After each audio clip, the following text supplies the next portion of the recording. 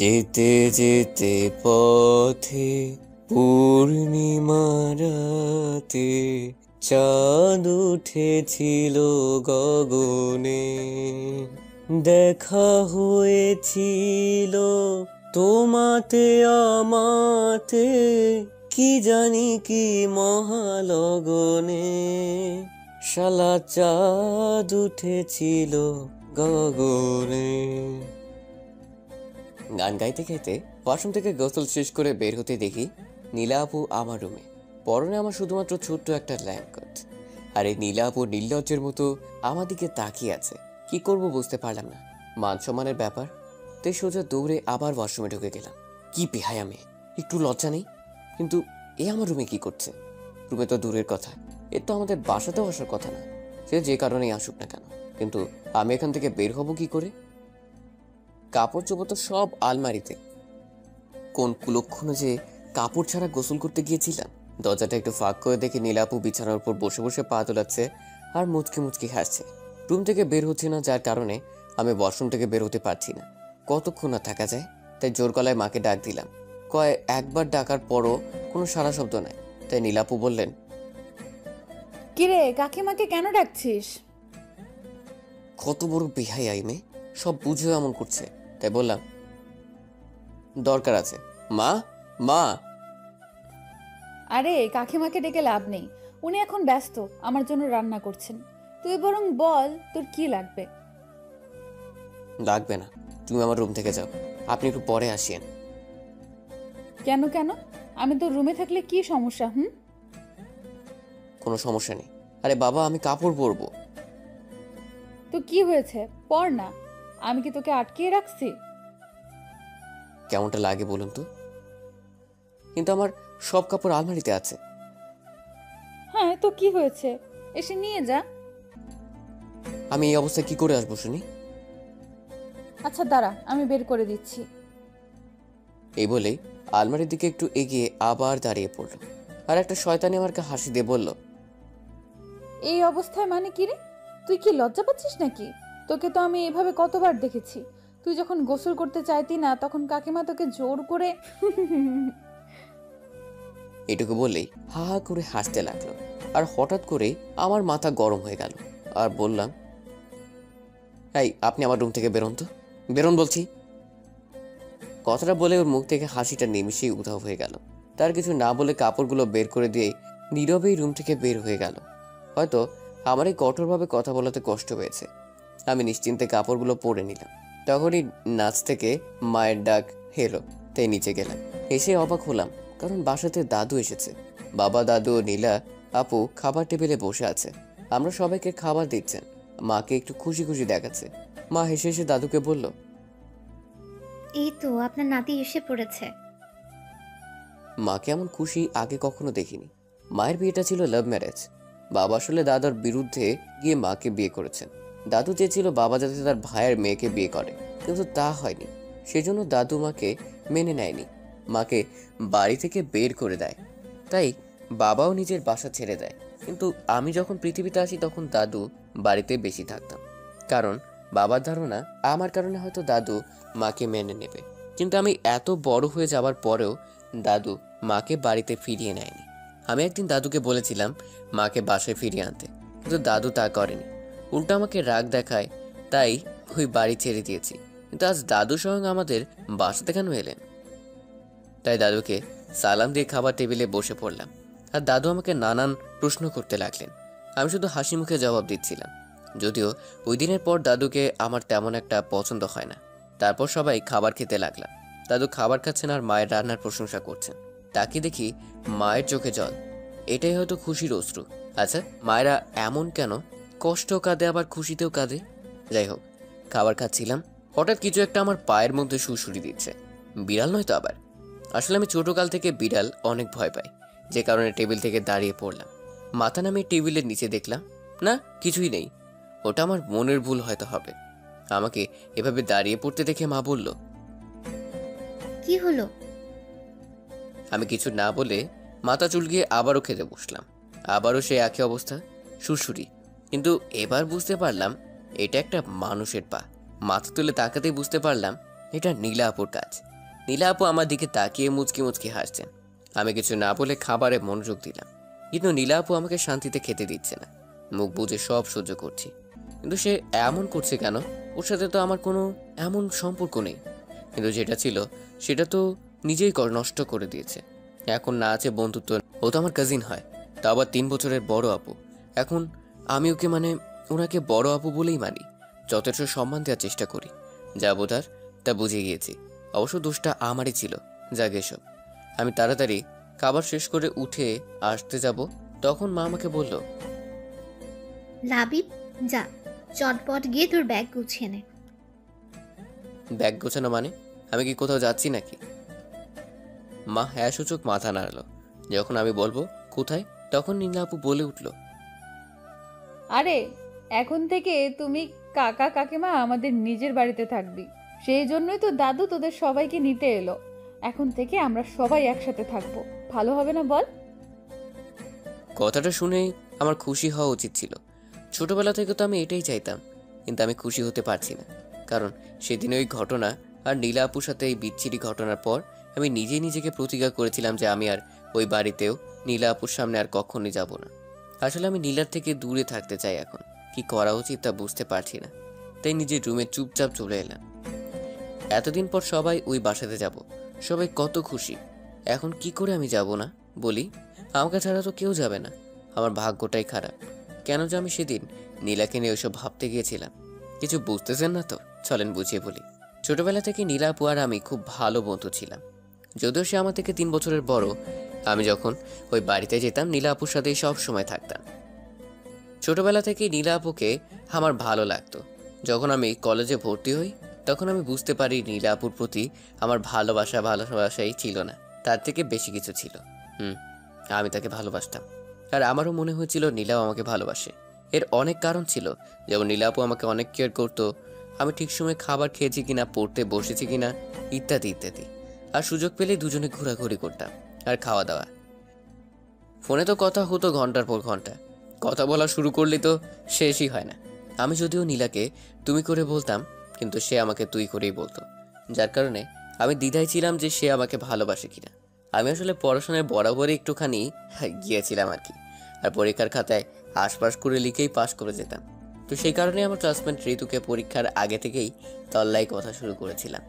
প্রতিদিন ওকে এখানে ওখানে ঘুরতে নিয়ে যেতাম, ওর পছন্দের খাবার খাওয়াতাম, ও শপিং করাতাম। আর শপিংয়ে গিয়ে হয় যত বিপত্তি। সেখানে নীলা আপু আমাদের একসাথে দেখে নেয়, আর ঋতু বেচারিকে সবার সামনে থাপ্পড় দিয়েছিল। ঋতু গাল ডলতে ডলতে আমার দিকে তাকিয়েছিল।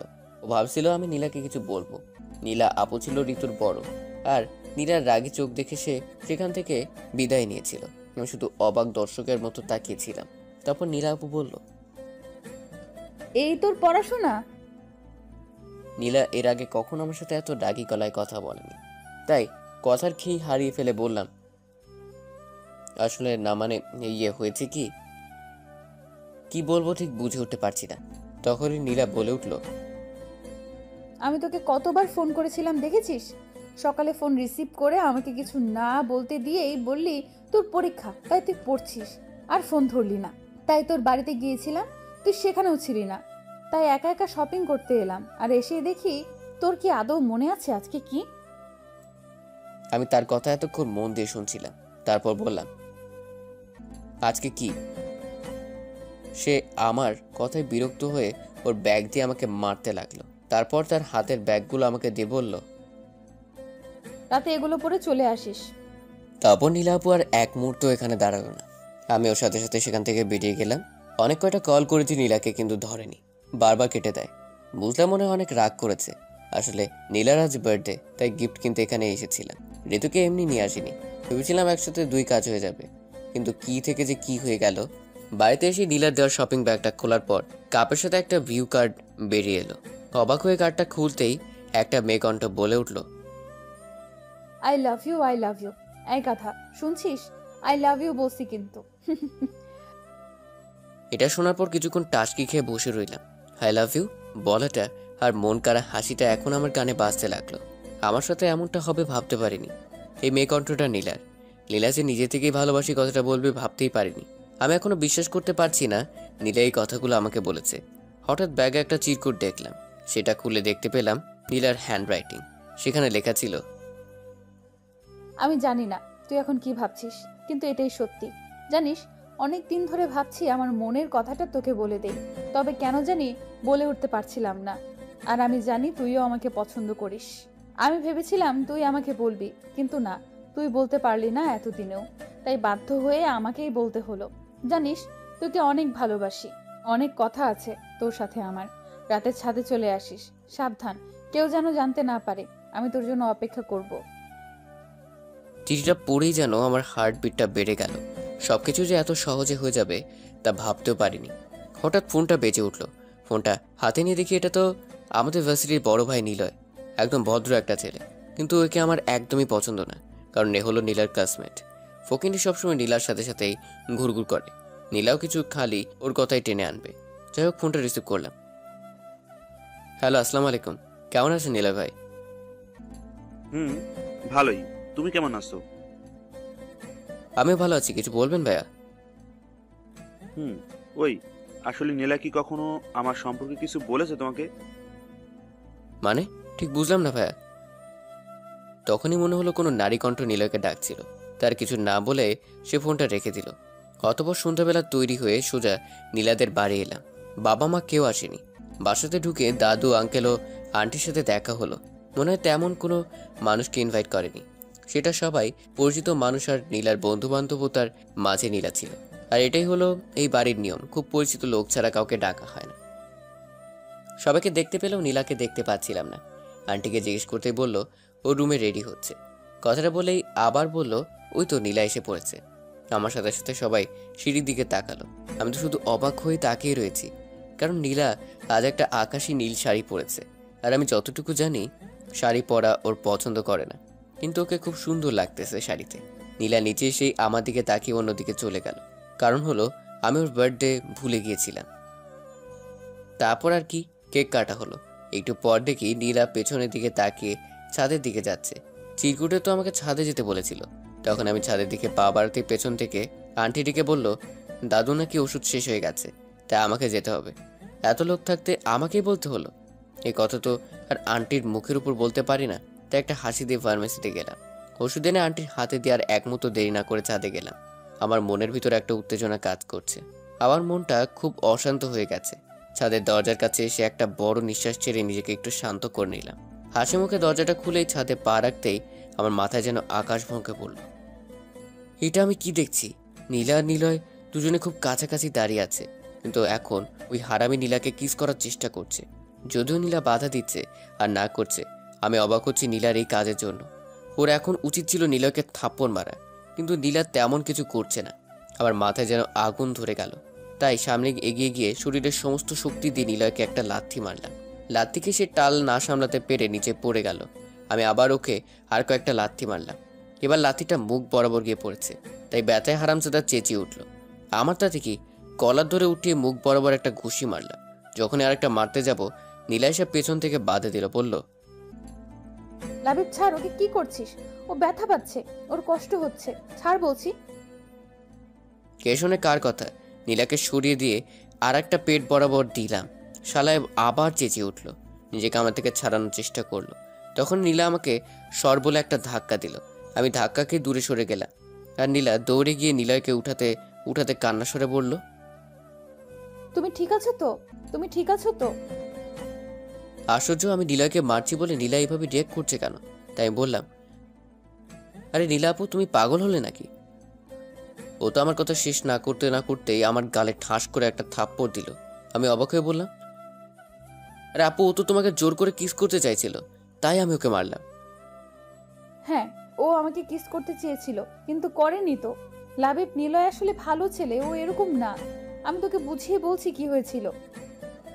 কিন্তু প্লিজ লাবিব, নিচে অনেক লোক, এসব জানতে পারলে সমস্যা হয়ে যাবে।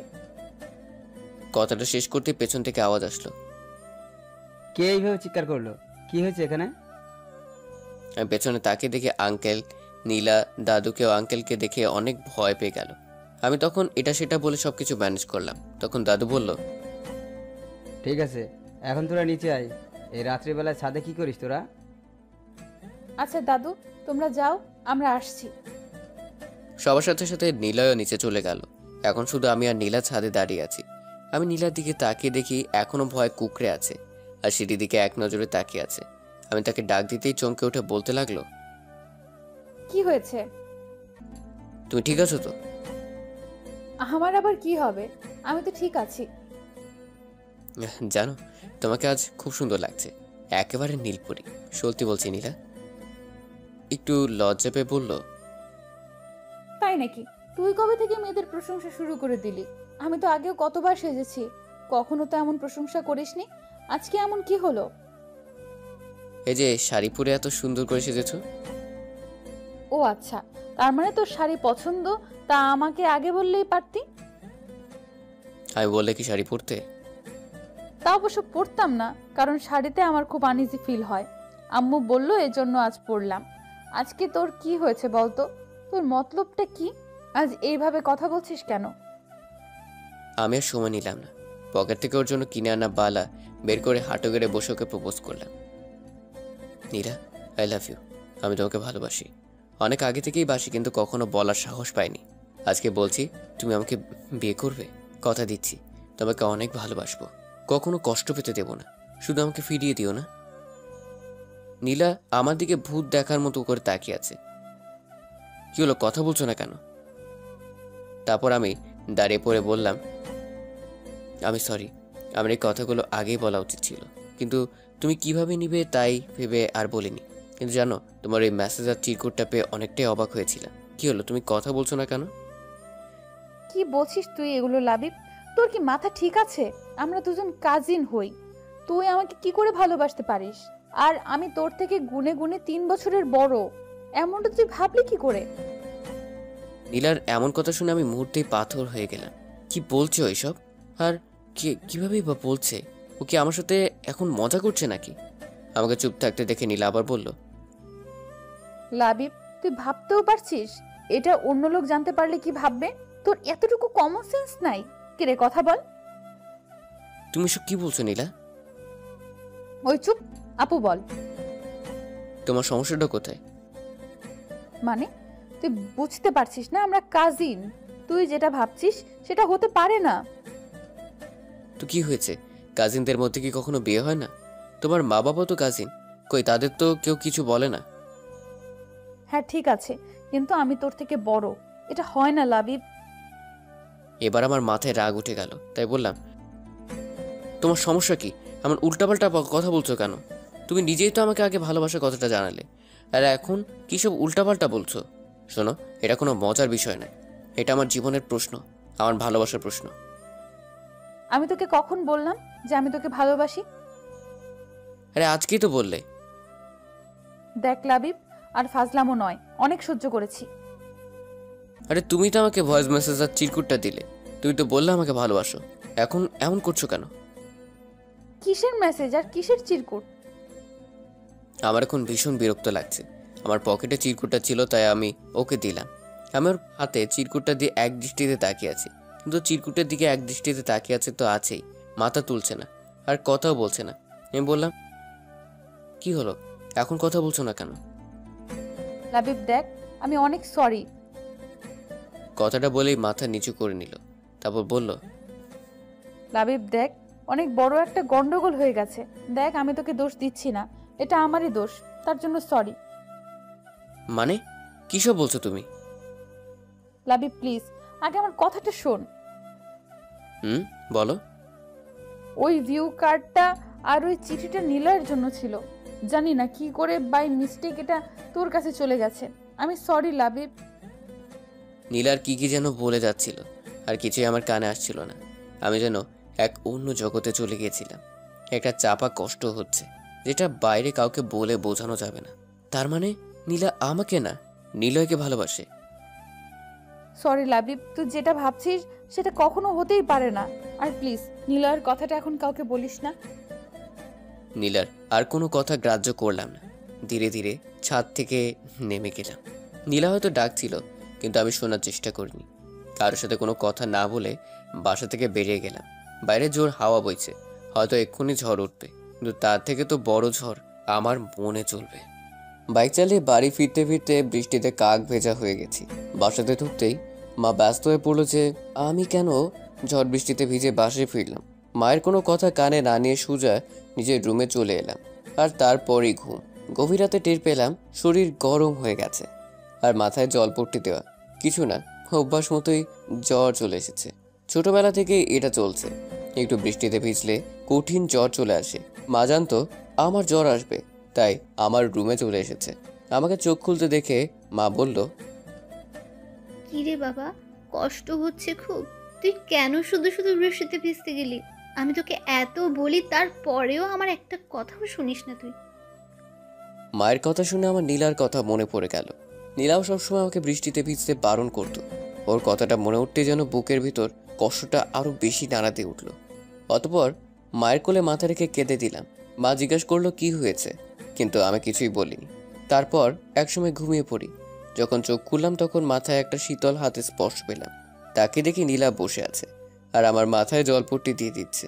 আমাকে চোখ খুলতে দেখে আমার দিকে তাকে একটা মিষ্টি হাসি দিল আর বলল, কিরে, এখন কেমন লাগছে?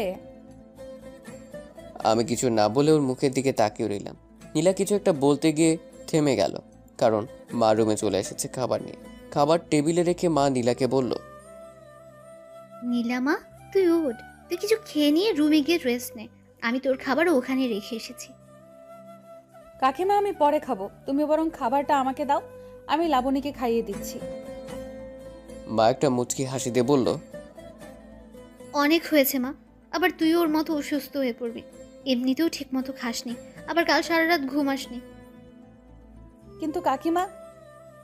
কোনো কিন্তু নয়, আমি যা বলছি সেটা কর। মায়ের কথা শুনে নীলা আর কিছু বলল না।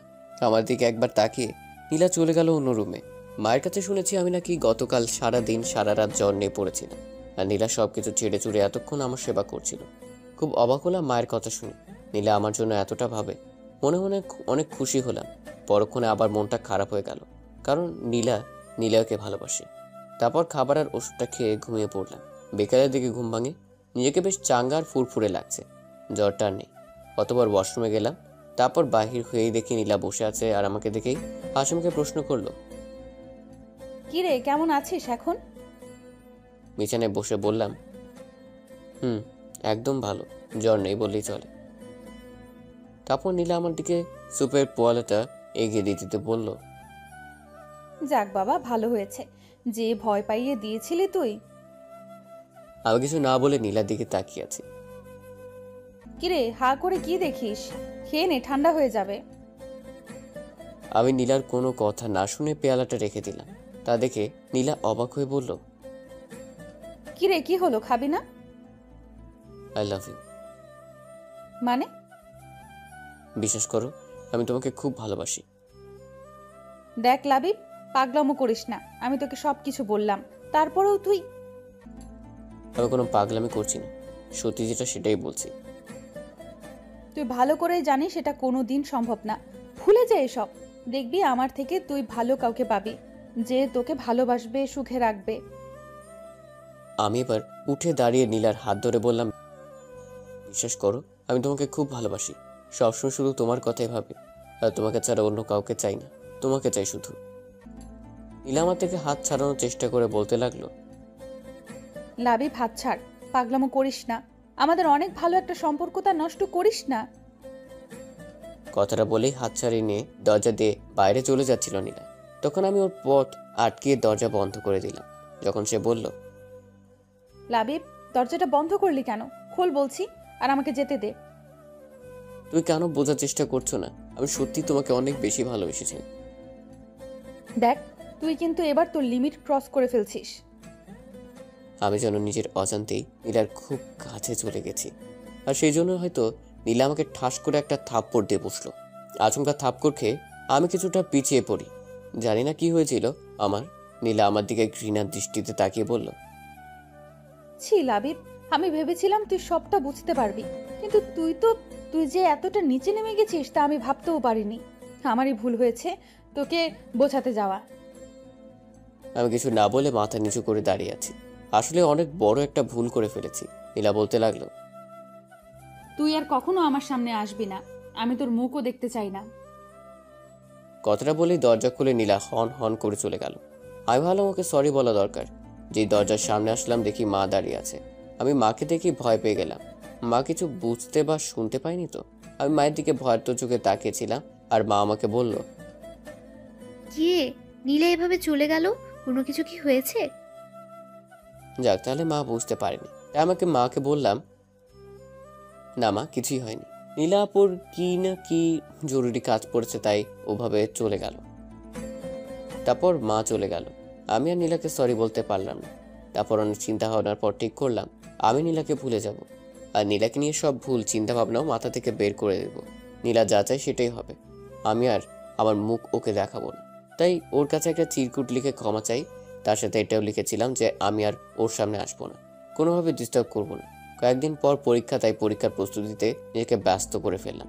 যথেষ্ট চেষ্টা করেছিলাম, কিন্তু কিছু পরীক্ষা আর ভালো হলো না। একটু কষ্ট হলো বটে। তারপর সবকিছু বাদ দিয়ে ফাইনাল পরীক্ষার জন্য ভালো একটা প্রস্তুতি নিতে লাগলাম। তো আর কি, আলতু আলতু সব কাজ ফেলে দিয়ে পড়াশোনায় মনোযোগ দিলাম। নিয়মিত ক্লাস কোচিং করেই আমার সময় পার হয়ে যেতে লাগলো। লাস্ট 2 মাস নিজেকে অনেকটাই সামলে নিয়েছি। নিয়মিত একটাই রুটিন মেনে চলি। আমার এই পরিবর্তন দেখে বাবা মা অনেক খুশি। আর এতদিন নীলা আপু বা ওই বাড়ির পাশেই যায়নি। তবে দেখা হয়েছিল একদিন ভার্সিটি ক্যাম্পাসে। ও চোখে আমার জন্য শুধু ঘৃণাই দেখেছিলাম। পরীক্ষার আর 10 দিন বাকি, তাই জোর দিয়ে পড়াশোনা করছি। আর বাসা থেকে বের হওয়া একদম বন্ধ করে দিয়েছি। এতক্ষণ যা শুনছিলেন সেটা ছিল অতীত। চলেন এখন বাস্তবে ফেরা যাক। আসতে পারি? আমার ভাবনায় ছেদ পড়লো নীলা আপুর ডাকে। তাকে দেখি দরজার বাইরে দাঁড়িয়ে আমার দিকে তাকিয়ে আছে। আভি কিছু বলে অবাক হয়ে ওনার দিকে তাকিয়ে আছে। তারপর উনি ভিতরে আসলেন, এসে বলতে লাগলেন, কিরে, তুই এসে শুয়ে আছিস, ব্যাগপত্র গুছাবি কখন? জলদি কর, বাসাতে সবাই তোদের জন্য অপেক্ষা করছে। আচ্ছা, তোর কি জিনিস লাগবে তুই আমাকে বল, আমি ব্যাগে গুছিয়ে দিচ্ছি। আমি অবাক হয়ে তার দিকে তাকিয়ে আছি। নীলা আপু হঠাৎ আমার সাথে এরকম অদ্ভুত আচরণ করছেন কেন? এ তো কয়েকদিন আগেও তো আমাকে দেখতে পেত না। আমাকে এরকম ঘৃণা করে বললেই চলে, আর এখন নিজে এসেই আমার সাথে মিশতে চাচ্ছে। আগের মতো নর্মাল ভাবে কথা বলছে। কাহিনী কি? কিরে, কি ভাবছিস বসে বসে? আমি তোকে কিছু বলেছিলাম? না কিছু না। ও আচ্ছা। আপনি কেমন আছেন? আমি তো ভালো আছি, কিন্তু তুই তো দেখছি কয়েকদিনে একেবারে বদলে গেছিস। কই না তো, আমি তো আগের মতোই আছি। সে তো দেখতেই পাচ্ছি। নিজে থেকেই কিছু বলিস না, কেমন জানি ঠান্ডা ঠান্ডা মেজাজ। আমি কিছু জিজ্ঞাসা করলেই গম্ভীরভাবে উত্তর দিচ্ছিস। কিরে, তুই শুনছিস? মানে আমি নীলা আপুর এরকম ব্যবহারে অবাক হয়ে আছি। কি মুখে কথা নাই? হ্যাঁ শুনছি, আপনি বলেন। কত শুনেছিস? কিছু বললেন? না, কিছু বলিনি। তুই বরং বল, তোর কি কি জিনিস গোছাতে হবে। না ধন্যবাদ, আপনাকে কিছু করতে হবে না, আমি নিজেই করে নিচ্ছি। কিরে, তুই কখন থেকে আপনি আপনি করছিস? তুই আমাকে আপনি কবে থেকে বলছিস? আগে বলিনি তো কি হয়েছে, এখন তো বলছি। তাছাড়া বড় আপুকে তো আপনি করেই বলবো, তাই না? নীলা কিছু বলতে চাইছিল, কিন্তু আমি উঠে গিয়ে আলমারি থেকে এক মনে দেখে দেখে কাপড় বের করছিলাম ব্যাগে ভরার জন্য। তারপর নীলা আপু কিছুক্ষণ পিছনে দাঁড়িয়ে থেকে চলে গেলেন। এখন আমি দাদু বাড়িতে নিজের রুম গোছাচ্ছি। চাঁদের রুমটা আমি নিয়েছি। অবশ্য আমার জন্য আগে থেকেই একটা রুম গোছগাছ করে রাখা হয়েছিল, কিন্তু সেটা নীলা আপুর পাশের রুম ছিল। সবকিছু ঠিকঠাক করে যখন বিছানায় গিয়ে শুলাম, তখন একটা চুড়িওয়ালা হাত আমার দিকে একটা শরবতের গ্লাস এগিয়ে দিল। এটা নীলা আপু। আমি ধন্যবাদ বলে শরবতটা নিলাম। যখন শরবতটা মুখে দিতে যাব, তখন দেখি নীলা আপু এক দৃষ্টিতে আমার দিকে তাকিয়ে আছে। তারপর আমি গ্লাসটা খালি করে নীলাপুর হাতে গ্লাসটা ধরিয়ে দিয়ে ধন্যবাদ বললাম, কিন্তু নীলাপু ঠিক আগের মতোই তাকিয়ে আছে। তাই আমি বললাম, কিছু কি বলবেন? তোর জন্য আগে থেকেই একটা রুম পরিষ্কার করা হয়েছিল, তুই আবার ছাদের এই রুমটাতে আসলি কেন? জি আসলে আমার এই রুমটা খুব পছন্দ হয়েছে। কেমন নিরিবিলি, আর সবসময় খুব ভালো আলো বাতাস আসে। তাছাড়া ছাদটা একেবারেই পাশে আছে, তাই আর কি। ও আচ্ছা, তাহলে নিচে চল, সবাই খেতে বসেছে। আপনি যান, আমি একটু পরে আসছি। কেন? আমার সাথে এখন গেলে তোর কি কোনো সমস্যা হবে? আরে না না, তা তো কেন হবে? আপনি এমনটা ভাবছেন কেন? আসলে এতক্ষণ কাজ করেছি তো, তাই একটু ফ্রেশ হয়ে যাব। আপনি যান। তারপর নীলা আপু আমার দিকে কিছুক্ষণ নিরাশ চোখে তাকিয়ে থেকে চলে গেল। অতপর রাতের খাবারও কিছুক্ষণ পড়াশোনার পর আর ভালো লাগছিল না, তাই আমি ছাদে এসে রেলিং ধরে দাঁড়িয়ে রইলাম। অনেকক্ষণ ধরেই দাঁড়িয়ে আছি। হঠাৎ কারো পায়ের শব্দে পেলাম, পিছনে তাকিয়ে দেখি নীলা আপু দাঁড়িয়ে আছে। মুখে মিষ্টি একটা হাসি লেগে আছে, পরনে আবার একটা শাড়ি। আমি একটুখানি তাকিয়ে আবার ঘুরে দাঁড়ালাম। সামনের দিকে তাকিয়ে থেকে জিজ্ঞেস করলাম, আপনি এত রাতে ছাদে কি করছেন? আগে তুই বল, তুই এত রাতে এখানে দাঁড়িয়ে আছিস কেন? আর পড়তে ভালো লাগছিল না, তাই এখানে এসেছি। আমিও এই জন্যই আসছি। ও আচ্ছা, বলে নিজের মতো দাঁড়িয়ে রইলাম। কিছুক্ষণ পর পেছন থেকে নীলা আপু রাগী গলায় বলল, আচ্ছা তোর সমস্যা কি বলতো? আমার আবার কি সমস্যা হবে? না তো, আমার কোনো সমস্যা নেই। এদিক ওদিক আমার দিকে তাকিয়ে কথা বল। কি বলবো? আচ্ছা, তুই কি আমার উপরে রেগে আছিস নাকি ইগনোর করছিস? কি আশ্চর্য, আমি আপনার উপর রাগ করলাম কখন? আর আপনাকে ইগনোরই বা কোথায় করলাম? তাহলে আমি তোর সাথে কথা বলতে চাচ্ছি, কিন্তু তুই তো আমার সাথে কথা বলতেই চাচ্ছিস না। আর কি কখন থেকে আপনি আপনি করছিস? কোথায় কথা বলছি না? আমি তো আপনার তাকে ঠিকভাবে কথা বলছি। লাবি প্লিজ, এরকম করিস না। আমার আর ভালো লাগছে না। তুই আবার আগের মতো কথা বল না। আগে তো কত বক বক করতি, বক বক করে আমার মাথা গরম করে দিতি। নীলাপু এটা কেন, ওটা কেন, আর এখন কি হয়েছে তোর? কিছুই হয়নি। আগে আপনাকে বিরক্ত করতাম, তার জন্য সরি।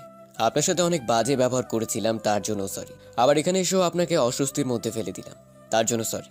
আসলে আমার এছাড়া কোনো উপায় ছিল না, মায়ের কথা এখানে আসতেই হলো।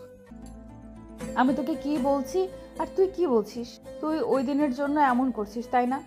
আচ্ছা, আমি সরি। তোকে ওই দিন থাপ্পড় মারা আর ওই রকম কথাগুলো বলা আমার একদমই উচিত হয়নি। আমি হয়তো একটু বেশি বেশি করে ফেলেছিলাম। আপনি সরি বলছেন কেন? আসলে আমি ওই দিন কাজই এমন করেছিলাম। আপনার জায়গায় যে কেউ থাকলেও এমনই করতাম, হয়তো তার থেকে বেশি কিছুই করতো। আপনি তো শুধু... তাহলে তুই আমার সাথে ঠিক করে কথা বলছিস না কেন? সব ভুলে গিয়ে আবার আগের মতো হয়ে জানা। আমরা আবার আগের মতো মজা করে থাকবো একসাথে। তোর মনে আছে আমরা ছোটবেলা থেকে এই চেষ্টা করতাম যেন সবাই একই বাসাতেই থাকতে পারি? এখন তো আমরা সবাই একই সাথেই আছি, কিন্তু তুই কেমন জানি হয়ে গেছিস। আগের মতো হয়ে জানা প্লিজ। এখন তো সব কিছু ঠিক হয়ে গেছে। আমি অন্যদিকে তাকিয়ে অন্যমনস্ক হয়ে বললাম, সবকিছু ঠিক হয়ে গেছে, কিন্তু এখন না, সবকিছু আগের মতো নেই। কথাটা বলেই ছাদ থেকে চলে এলাম। এখন একটা কথাই আমার মাথায় ঘুরছে যে নীলার কি হয়েছে? হঠাৎ করেই ওর এরকম পরিবর্তন কি করে হলো? যে ঘটনার রেশ আমি এখনো কাটাতে পারিনি। ও কি করে এত সহজে... সকালে ঘুম থেকে উঠে মাথায় বিরক্তি চেপে বসলো। এমনিতে রাতে অনেক দেরিতে ঘুমিয়েছিলাম, আর এখন এত সকালে নীলা আপু এসে আমার স্বাদের ঘুমটা ভাঙিয়ে দিল। তাই বললাম নীলা আপুকে, আপনাকে কে বলেছে আমাকে ঘুম থেকে জাগাতে? ও মা, কতটা বেলা হয়েছে দেখেছিস? আর কত ঘুমাবি? তাতে কি হয়েছে? আমার যখন মন চায় আমি তখন উঠবো। আপনি ডাকবেন কেন? আরে তুই এভাবে কথা বলছিস কেন? আমি তো... ধুর! আমি বিরক্তির শব্দটা করে শরীর উপর দেয়া কাঁথা আঁচড়ে ফেলে দিয়ে বিছানা থেকে নেমে পড়লাম আর ওয়াশরুমের দিকেই যাচ্ছিলাম। তখনই নীলা পিছন থেকে... ওই শোন, আমার সাথে একদম মেজাজ দেখাবি না। আমি তোর মায়ের কথায় তোরে ডাকতে এসেছিলাম। কাকিমা বলেছিল যে আজকে নাকি তোর একটা ক্লাস টেস্ট আছে, সেজন্যই এসেছিলাম। চাটা খেয়ে নিস। চায়ের কাপটা একরকম আঁচড়ে রেখেই দিয়ে চলে গেল। আমি মনে মনে কিছুটা অনুতপ্ত হলাম। মাকে আমি বলেছিলাম আমাকে যেন ডেকে দেয়, আর এখন নিজেই ভুলে গেছি। বেচারি ডাকতে এলো, অথচ এতগুলো কথা শুনিয়ে দিলাম। কার মুখ দেখে যে ঘুমাতে গিয়েছিলাম। রাতে আয়নার সামনে যাওয়াটা একদমই ঠিক হয়নি। তড়িঘড়ি করে রেডি হয়ে নোটস ঘাটতে লাগলাম। নাস্তা খাওয়ার সময় নেই, আর নিচেও গেলাম না। কিছুক্ষণ পর দেখি নীলা আপু প্লেটে করে নাস্তা নিয়ে এলো। এসেই তার সামনে রেখে দিয়ে বলল, কাকিমা পাঠিয়েছে, খেয়ে নিস। কথাটা আমার কেমন যেন নিরামিষ নিরামিষ লাগলো। আমি কিছু বলার আগেই নীলা আপু চলে গেল। তারপর খেয়ে নিলাম। কিছুক্ষণ পর ভার্সিটি যাওয়ার জন্য নিচে আসতেই মা জিজ্ঞেস করলো, কিরে কোথায় যাচ্ছিস? খাবি না? আমি বেশ অবাক হয়ে বললাম, একটু আগে তো তুমি... এটুকু বলেই থেমে গেলাম। তাকে দেখি নীলা আপু টেবিলে বসে নিজের মতোই খাচ্ছে। এখন যেন খাওয়াটাই ওনার একমাত্র কাজ, অন্য কোনো দিকে তাকানোর তার সময় নেই। আমি মাকে আর কিছু না বলেই বেরিয়ে পড়লাম। পরীক্ষা শেষ করে হল থেকে বের হয়ে দেখি নীলা আপু দাঁড়িয়ে আছে। আমি কিছু বলার আগে জিজ্ঞেস করলো, কিরে পরীক্ষা কেমন হলো? ভালোই। গুড। এখন কি বাসাতেই ফিরবি? না, একটু সময় লাগবে, আমার লাইব্রেরিতে একটু কাজ আছে। ও আচ্ছা, ঠিক আছে, যা তাহলে। আচ্ছা, ওই দাঁড়া। কিছু বলবেন? না, চল। কোথায়? কেন, তুই কি লাইব্রেরিতে যাবি? হ্যাঁ, তা তো যাবই। তাহলে চল। আপনিও যাবেন? কেন, তোর কোনো সমস্যা আছে? না, তা হবে কেন, চলুন। তারপর লাইব্রেরিতে ঢুকতেই দেখি ঋতু বসে আছে সেখানে। চোখাচোখি হতেই সে আমাকে ডাক দিল। আমি কয়েকটা বই নিয়ে ওর পাশেই বসে পড়লাম, কিছু জিনিস নোট করতে হবে। তখন পাশ থেকে ঋতু বলে উঠল, কেমন আছো? ভালো, তুমি কেমন আছো? এই তো ভালোই। তোমাকে তো আজকাল দেখাই যায় না, ফোন দিলেও তো পায় না। আজকাল কি করো? হ্যাঁ না, আসলে আমি নতুন একটা নাম্বার নিয়েছি, তাই আমাকে ফোনে পাচ্ছিলে না। আর জানোই তো, কিছুদিন পর পরীক্ষা। আমি তো তোমার মতো ব্রিলিয়েন্ট না, আমার সব পড়াই বাকি পড়ে গেছে, সেজন্য এই কয়েকদিন একটু বুঝেই তো। ও আচ্ছা, খুব ভালো। আচ্ছা, তোমার নতুন নাম্বারটা কি দেওয়া যাবে? আমি কিছু একটা বলতে যাব, তখনই সামনে থেকে একটা গুরু গম্ভীর রাগী গলার আওয়াজ এলো। আই মে, লাইব্রেরি কি কথার জায়গা? এইটুকু ম্যানার্স এতদিনও শেখনি? জি, এটাই নীলা আপু। ঋতু নীলা আপুর দিকে তাকিয়ে বলল, সরি আপু। ঠিক আছে, যেই কাজে এসেছো সেই কাজ করো, অন্যদের বিরক্ত করো না। আচ্ছা আপু। এরপর ঋতু একটাও টু শব্দ করলো না। এরপর কিছুক্ষণ ঋতু বই ঘেটে নিঃশব্দে কখন যে চলে গেল টেরই পেলাম না। আমার কাজ শেষ হতেই উঠে পড়লাম। অনেকটা সময় ধরে এখানে বসেছিলাম। নীলাপুর দিকে তাকিয়ে দেখলাম একটা খোলা বইয়ের উপর মাথা রেখে ঘুমিয়ে পড়েছে। ওনাকে ডাক দিতে গিয়েও ডাক দিতে পারলাম না, কারণ ওর মায়াভরা মুখের দিকে চোখ আটকে গেছে। এভাবে ওর মায়াভরা মুখটা আগে দেখিনি। কি অপরূপ লাগছে ওকে ঘুমন্ত অবস্থায়। এক মনে তাকিয়েছিলাম, জানি না কতক্ষণ এভাবে তাকিয়েছিলাম। হঠাৎ করে কাঁধে কারো হাত অনুভব করতেই লাফিয়ে উঠলাম। পেছনে তাকিয়ে দেখি ঝাড়ুদার আমার দিকে তাকিয়ে মুচকি মুচকি হাসছে আর বলল, সরি মামা, প্রেম ব্যাঘাত ঘটালাম। এভাবে হুঁশ জ্ঞান হারিয়ে ফেললে কি চলে? কখন থেকে ডাকতাছি। লোকটার কথার শব্দে নীলাপুর ঘুম ভেঙে গেল। বই থেকে মাথা তুলে ঘটনা বোঝার চেষ্টা করছে। আমি তখন কি বলবো ভেবে পাচ্ছি না। তখন লোকটা আমার বলল, তবে আপনাদের খুব ভালো মানিয়েছে। আজকাল এমন প্রেমিক দেখা যায় না মামা, যে প্রেমিকার মুখের দিকে তাকিয়ে থেকে এভাবে হারিয়ে যায়। আমারও একটা প্রেমিকা ছিল, কিন্তু সে বুঝেনি, আমাকে ছেড়ে চলে যায়। আমি দোয়া করি আপনারা সুখী হন। আমি যাই, অনেক কাজ আছে। লোকটা আমাকে পাথর বানিয়ে দিয়ে চলে গেল। আমার হাত পা পুরো অসাড় হয়ে গেল। নীলাপুর দিকে তাকাতেই পারছি না, না জানি কি ভাবছে এখন। তখনই নীলাপুর আওয়াজ এলো, কিরে, যাবি না? এভাবে দাঁড়িয়ে আছিস কেন ওখানে? মাথা তুলে দেখি নীলাপু দরজার কাছে দাঁড়িয়ে কথাটা বলল, আর সেটা খুব স্বাভাবিকভাবেই। কিছু বুঝতে পারেনি নাকি কিছু শুনতে পারেনি, কি জানি কি হচ্ছে আমার সাথে। কিরে, আবার কি ভাবছিস? অনেকটা দেরি হয়ে গেছে তো। আমি একরকম রোবটের মতোই ওখান থেকে বেরিয়ে গেলাম। বাইরে সে বাইকে বসতে দেখা নীলা আপু। আমি বললাম, কি হলো, দাঁড়িয়ে আছেন কেন? বাসাতে যাবেন না? যাবো তো। তাহলে যান, সত্যি অনেকটা দেরি হয়ে গেছে, এখানে দাঁড়িয়ে থাকবেন না। সেই জন্যই তো এলাম। আসলে ড্রাইভার কাকাকে সেই কখনোই আসতে পাঠিয়ে দিয়েছি। কেন? আরে, বয়স্ক মানুষকে শুধু শুধু এতক্ষণ বসিয়ে রাখবো কেন, তাই বলেছি চলে যেতে। আর তোর যদি কোনো সমস্যা থাকে তো বল, আমি অন্য গাড়ি করে চলে যাব। কি বলেছি, আমার অসুবিধা আছে? ও আচ্ছা, চল তাহলে। উঠেন। কিছু দূর যাওয়ার পর আমি বললাম, নীলাভু, সকালের ব্যবহারের জন্য আমি আসলে সরি। জানি না ঘুম থেকে উঠে কি হয়ে গেল। হুম বিশ্বাস করুন, আমি আসলে ওইভাবে বলতে চাইনি। হুম কি হলো, আমি কি বলছি আপনি শুনতে পাচ্ছেন? এই থাম থাম, এখানেই থাম। হঠাৎ করে এমন বলায় ভয় পেয়ে গেলাম আর বাইকটা দাঁড় করিয়ে বললাম, কি হলো? কি হলো? ওইদিকে দেখ, ফুচকার দোকান। চল ফুচকা খাবো, অনেকদিন ধরে খাই না রে। বলেই হাঁটতে লাগলো। আমি আর কি বলবো, গেলাম পিছু পিছু। কিছুটা বিরক্তি নিয়ে নীলাপুর পিছনে গিয়ে দাঁড়ালাম। তখন নীলাপু পিছন ফিরে বলল, এই তুই খাবি? আশ্চর্য, এখানে এসেছি যখন নিশ্চয়ই খাবো। তাই কিছুটা বিরক্তি নিয়ে বললাম, না খাবো না। আচ্ছা ঠিক আছে, ওই মামা শুধু আমাকেই দেন। বিষয়টা অপমানজনক, তাই পিছনের চেয়ারটাতে ঠাস করে বসে পড়লাম। আর নীলাপু ফুচকার প্লেটটা নিয়ে আমার পাশের চেয়ারটাতেই বসলো। একা একা খাচ্ছি, আমি যে হা করে বসে আছি তা আর দেখলো না। আমি নিরুপায় হয়ে বসে আছি, বলতেও পারছি না আমিও খাবো। আমি তো অনেক দিন ধরে খাই না। তখন হঠাৎ করে আমার চোখটা আটকে গেল সামনের আর একটা দোকানে। উঠে দাঁড়িয়ে ভালো করে দেখে নিলাম, হ্যাঁ এটা তো নিলয়। সাথে একটা শাড়ি পরা মেয়ে খুবই ক্লোজ ভাবে বসে আছে আর একে অপরকে খাইয়ে দিচ্ছে। তারপর আমি কিছুক্ষণ তাদের দিকে তাকিয়েছিলাম আর নীলাপুকে বললাম, নীলাপু, নীলাপু। কি হয়েছে? ওটা নিলয় ভাইয়া না? কিন্তু নীলাপু ওইদিকে একবার তাকিয়ে আমাকে বলল, তো ওনার সাথে তো একটা। ওটা ওর বউ। আমি অনেকটা অবাক হয়ে নীলাপুর দিকে তাকিয়ে রইলাম। কি হলো ব্যাপারটা?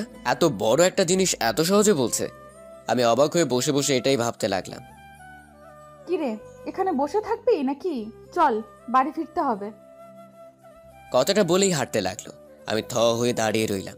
আসলে ঘটনা কি, এদিকে নীলাপু বাইকের কাছে দাঁড়িয়ে আছে, তাই আমি গিয়ে বাইকে উঠে পড়লাম।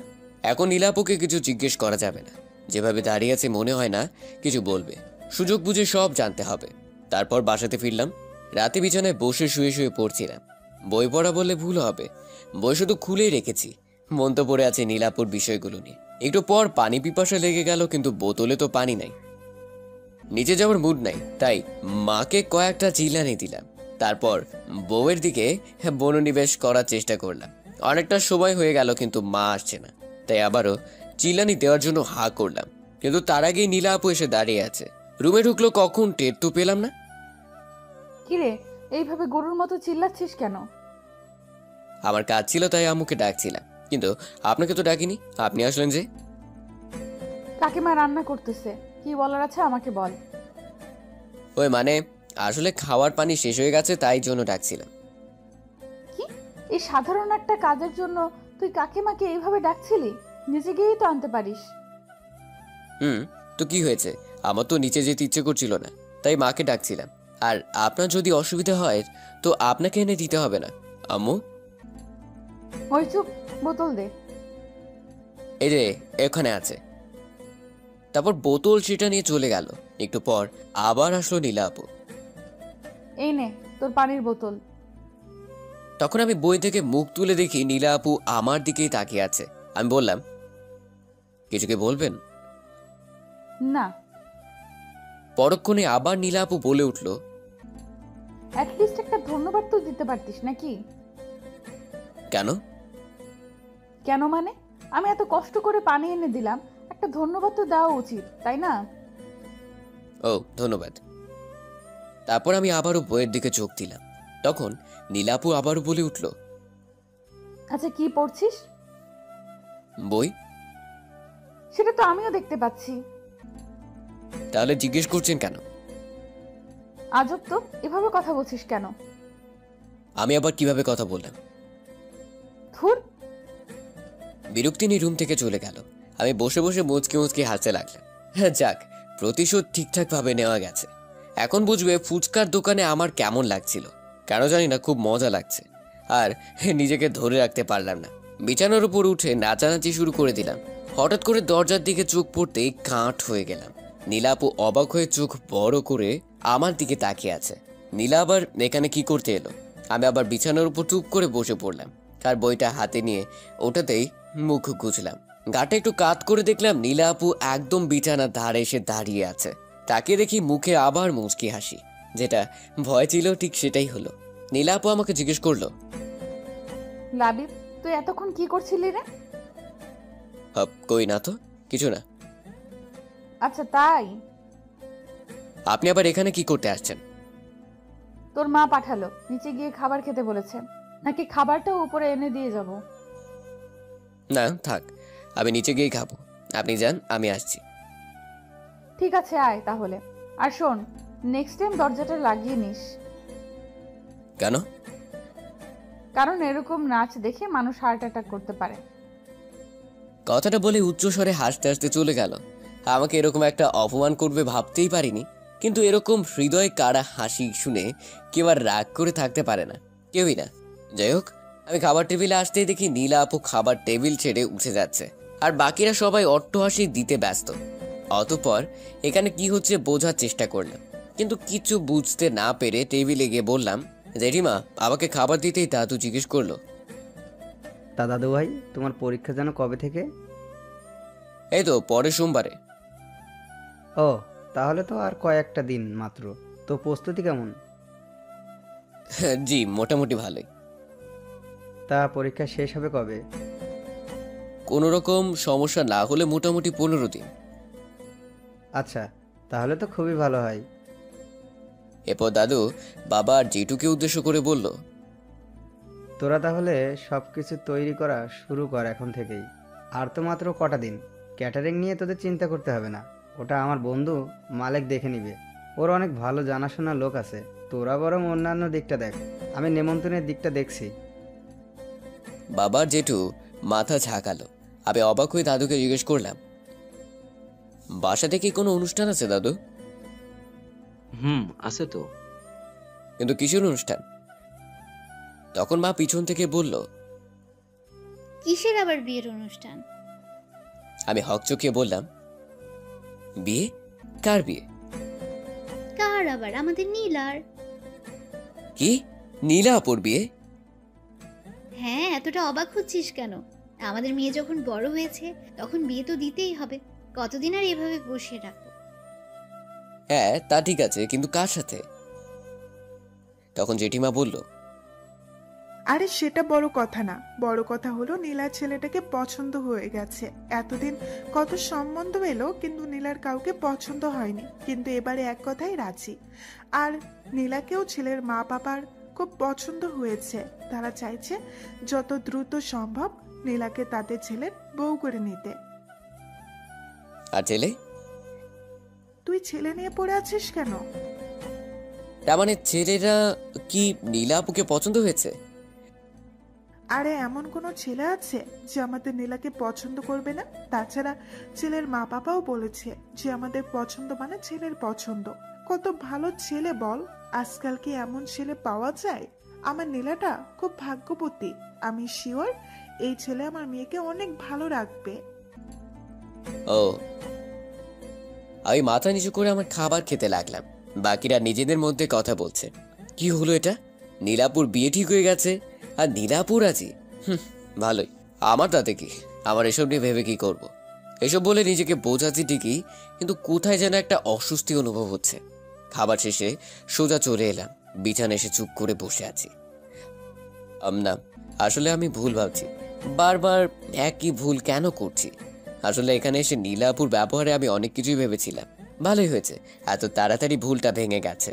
রুমে আর ভালো লাগছে না, তাই ছাদে চলে আসলাম। ছাদের মধ্যে এসে অন্যদিকে তাকিয়ে রইলাম। আবার সেই কষ্টটা নাড়া দিয়ে উঠলো। কেন সব ভাবতে লাগলাম? হঠাৎ ছাদের অন্যদিকে চোখ গেল, দেখি নীলা আপু ছাদের ব্যালকনিতে হেলান দিয়ে ফোন টিপছে। হয়তো আগে থেকে এখানে এসেছে, নয়তো বা আমার পরে। এলো তো এলোই, আমাকে দেখলোই না। ভেবেছিলাম আজকে নীলা আপুকে নিলয়ের ব্যাপারটা জিজ্ঞেস করব, কিন্তু এখন আর তা জানার ইচ্ছে নেই। জেনেই বা কি করবো? দেখে মনে হচ্ছে কারোর সাথে মন দিয়ে চ্যাটিং করছে। থাক, আর ডিস্টার্ব না করি।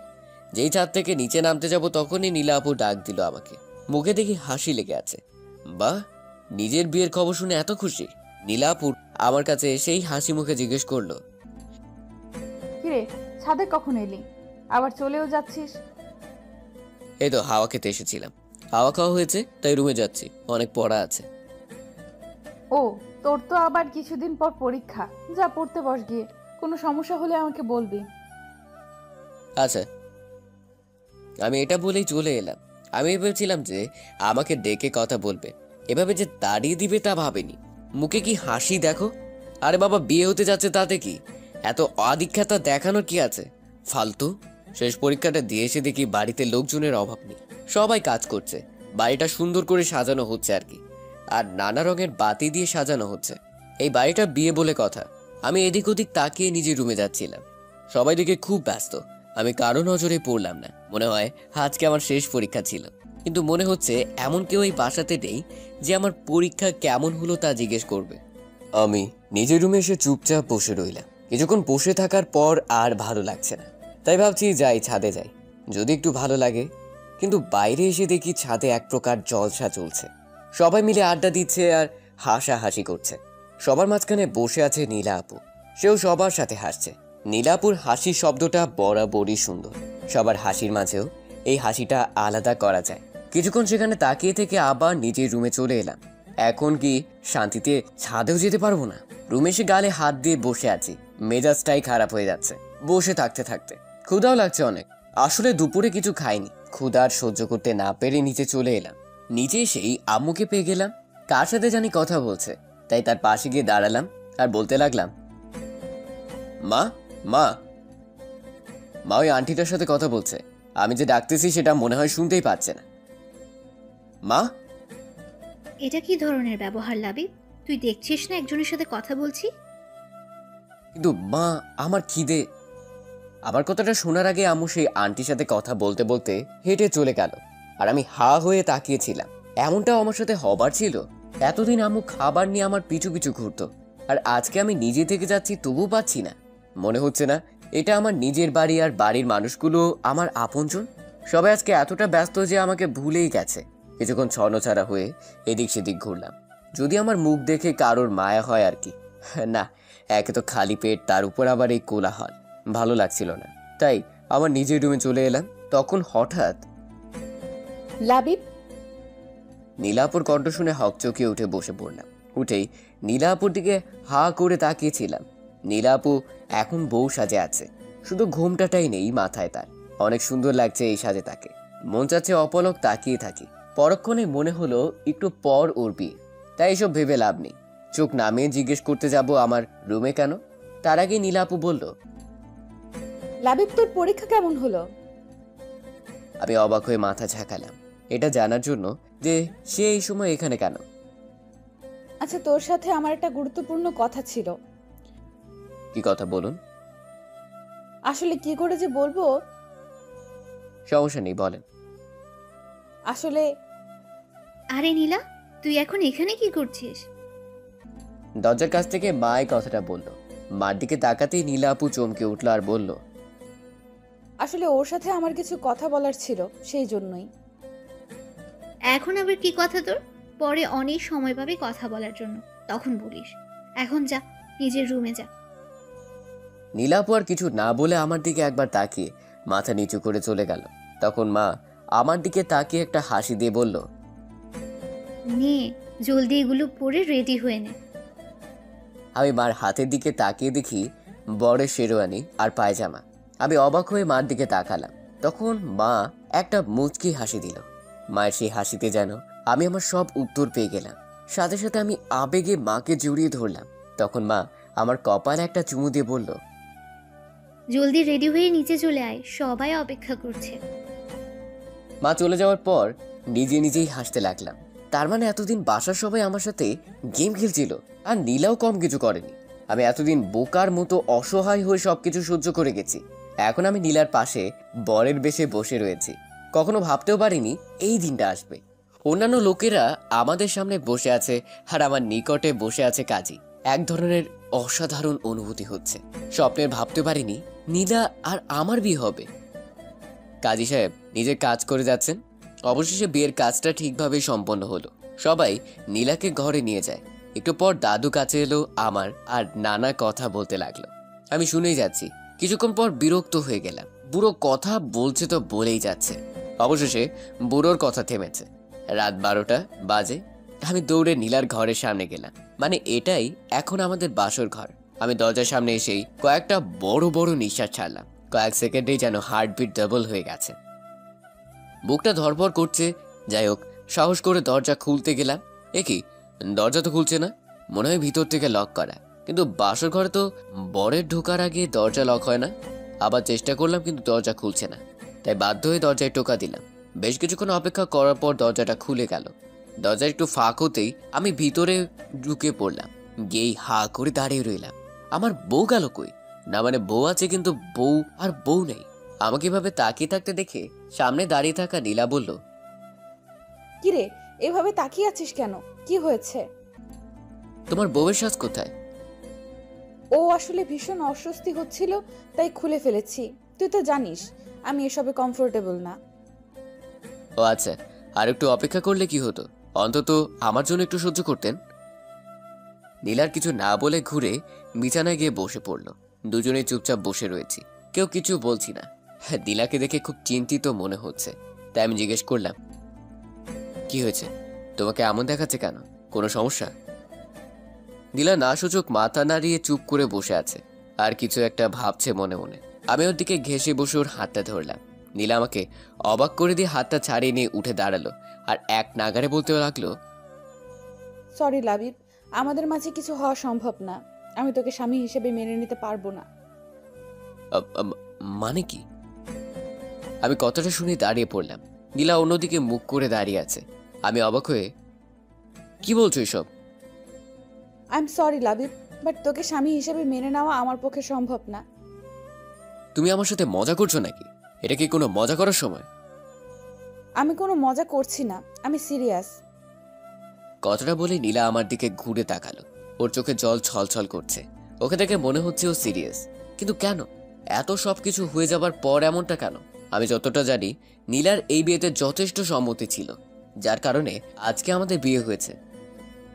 দেখো, আমি সত্যি বুঝতে পারছি তুমি কি বলছো, কিন্তু এখন এসব বলার মানে কি? আর কেনই বা বলছো? আমি সরি লাবিব। আর কাঁদছো কেন? বিশ্বাস কর, আমি তোকে কষ্ট দিতে চাইনি, আর ঠকাতেও চাইনি। আমি অনেক চেষ্টা করেছিলাম। মানে কি? কি হয়েছে একটু বলবে? আর এই কান্নাকাটি বন্ধ করো। আমি সরি। বুঝতে পারছি না আমি কি করব। এখন তো আমার কাঁদা উচিত, কিন্তু এ কেন কাঁদছে? তখন নীলা চোখ মুছতে মুছতে বলল, তোর মনে আছে বিয়ে হওয়ার আগে তোর রুমে গিয়েছিলাম? আছে। তুমি কিছু একটা বলতে চাইছিলে, কিন্তু আম্মু আশায় আর বলতে পারোনি। হ্যাঁ, আসলে নিলয়। কি আবার ওই নিলয়? এখানে আবার নিলয় কোথা থেকে আসলো? নিলয় এখন হসপিটালে আছে। ও, খুবই দুঃখজনক। কিন্তু হসপিটালে থাকার সাথে আমাকে না মেনে নেওয়ার কি কারণ? কারণ আছে। কি কারণ? আজকে ও শুধু হসপিটালে আমার কারণেই আছে। আমার কারণেই ওর অ্যাক্সিডেন্ট হয়েছে। তোমার কারণে মানে? নিলয় আমাকে এখন ভালোবাসে, আরও চাইনি আমি বিয়ে করি, কিন্তু এক মিনিট। কিসের ভালোবাসা? নিলয় কে হয় তোমার? বিয়ে নিয়ে কথা বলার? ও নিজেই তো বিবাহিত। না, নিলয় বিয়ে করেনি। বিয়ে করেনি মানে? তুমি তো বলেছিলে ও বিয়ে করেছে। আর বিয়ে যদি না করে থাকে তাহলে ওই মেয়েটা কে ছিল? আসলে ব্যাপারটা একটু জটিল। নিলয়ের একটা যমজ ভাই আছে যার নাম নীল। আমিও সেটা জানতাম। কিছুদিন আগে নিলয় জানিয়েছিল, কিন্তু আমি বিশ্বাস করিনি। বিশ্বাস করলে হয়তো আজকে এত কিছু হতো না। কথাটা বলেই আবার কান্না শুরু করলো। আবার নীলের যমজ ভাইয়ের কথা শুনে কেমন যেন জট বেঁধে গেল। তখনই আমি বললাম, তার মানে তুমি বলতে চাচ্ছ ওই মেয়েটা নীলের বউ আর নিলয়ের ভাবি? আমি প্রথমে নিলয় আর ওর ভাবিকে একটা রেস্টুরেন্টে দেখেছিলাম।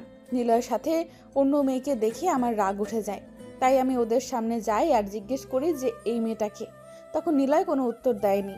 তখন ওর সাথে থাকা মেয়েটা মানে ভাবি বলেছিল নিলয় নাকি ওর স্বামী। কিছুদিন আগেই ওদের বিয়ে হয়েছে। নিলয়ের বিয়ের কথাটা যেন আমার বিশ্বাসই হচ্ছিল না। আমি বারবার নিলয়কে জিজ্ঞেস করার পরও কোনো উত্তর দিচ্ছিল না। তাই আমি ধরেই নিয়েছিলাম যে নিলয় আমাকে ঠকিয়ে বিয়ে করে নিয়েছে, যার কারণে আমি ওর সাথে সব যোগাযোগ বন্ধ করে দিই। ও আমার সাথে দেখা করার অনেক চেষ্টা করেছিল। ওর প্রতি এত ঘৃণা সৃষ্টি হয়েছিল যে আমি দেখা করিনি। তাহলে কি করে জানলে ওটা ওর ভাবি ছিল? আর যদি ওর ভাবি ছিল তাহলে তাকে কেন স্বামী ভাবতো? নিশ্চয়ই মেয়েটা জানতো তারা জমজ ছিল। বলছি, কালকে কিছু জিনিস কেনার জন্য শপিং মলে যাই। এখানেই নিলয়ের মুখোমুখি হই, তাই বাধ্য হয়েই ওর কথা আমাকে শুনতে হয়েছিল। আসলে নিলয়ের ভাই নিলয় বাইরে থেকে লেখাপড়া করেছে।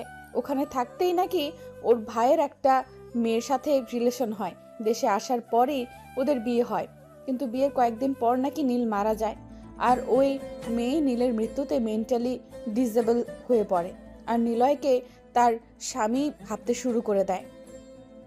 ডাক্তারের কথা অনুসারে নিলয় নীল হিসেবে অভিনয় করে যাচ্ছে ওর ভাবিকে সুস্থ করতে। ওই দিন আমি নিলয়ের কোনো কথাই বিশ্বাস করিনি, কারণ নিলয় আমাকে কখনো ওর যমজ ভাইয়ের কথা বলেনি। আসার সময় ওকে আমি আমার বিয়ের কথা বলে দিয়েছিলাম আর আমাকে ডিস্টার্ব করতে বারণ করেছি।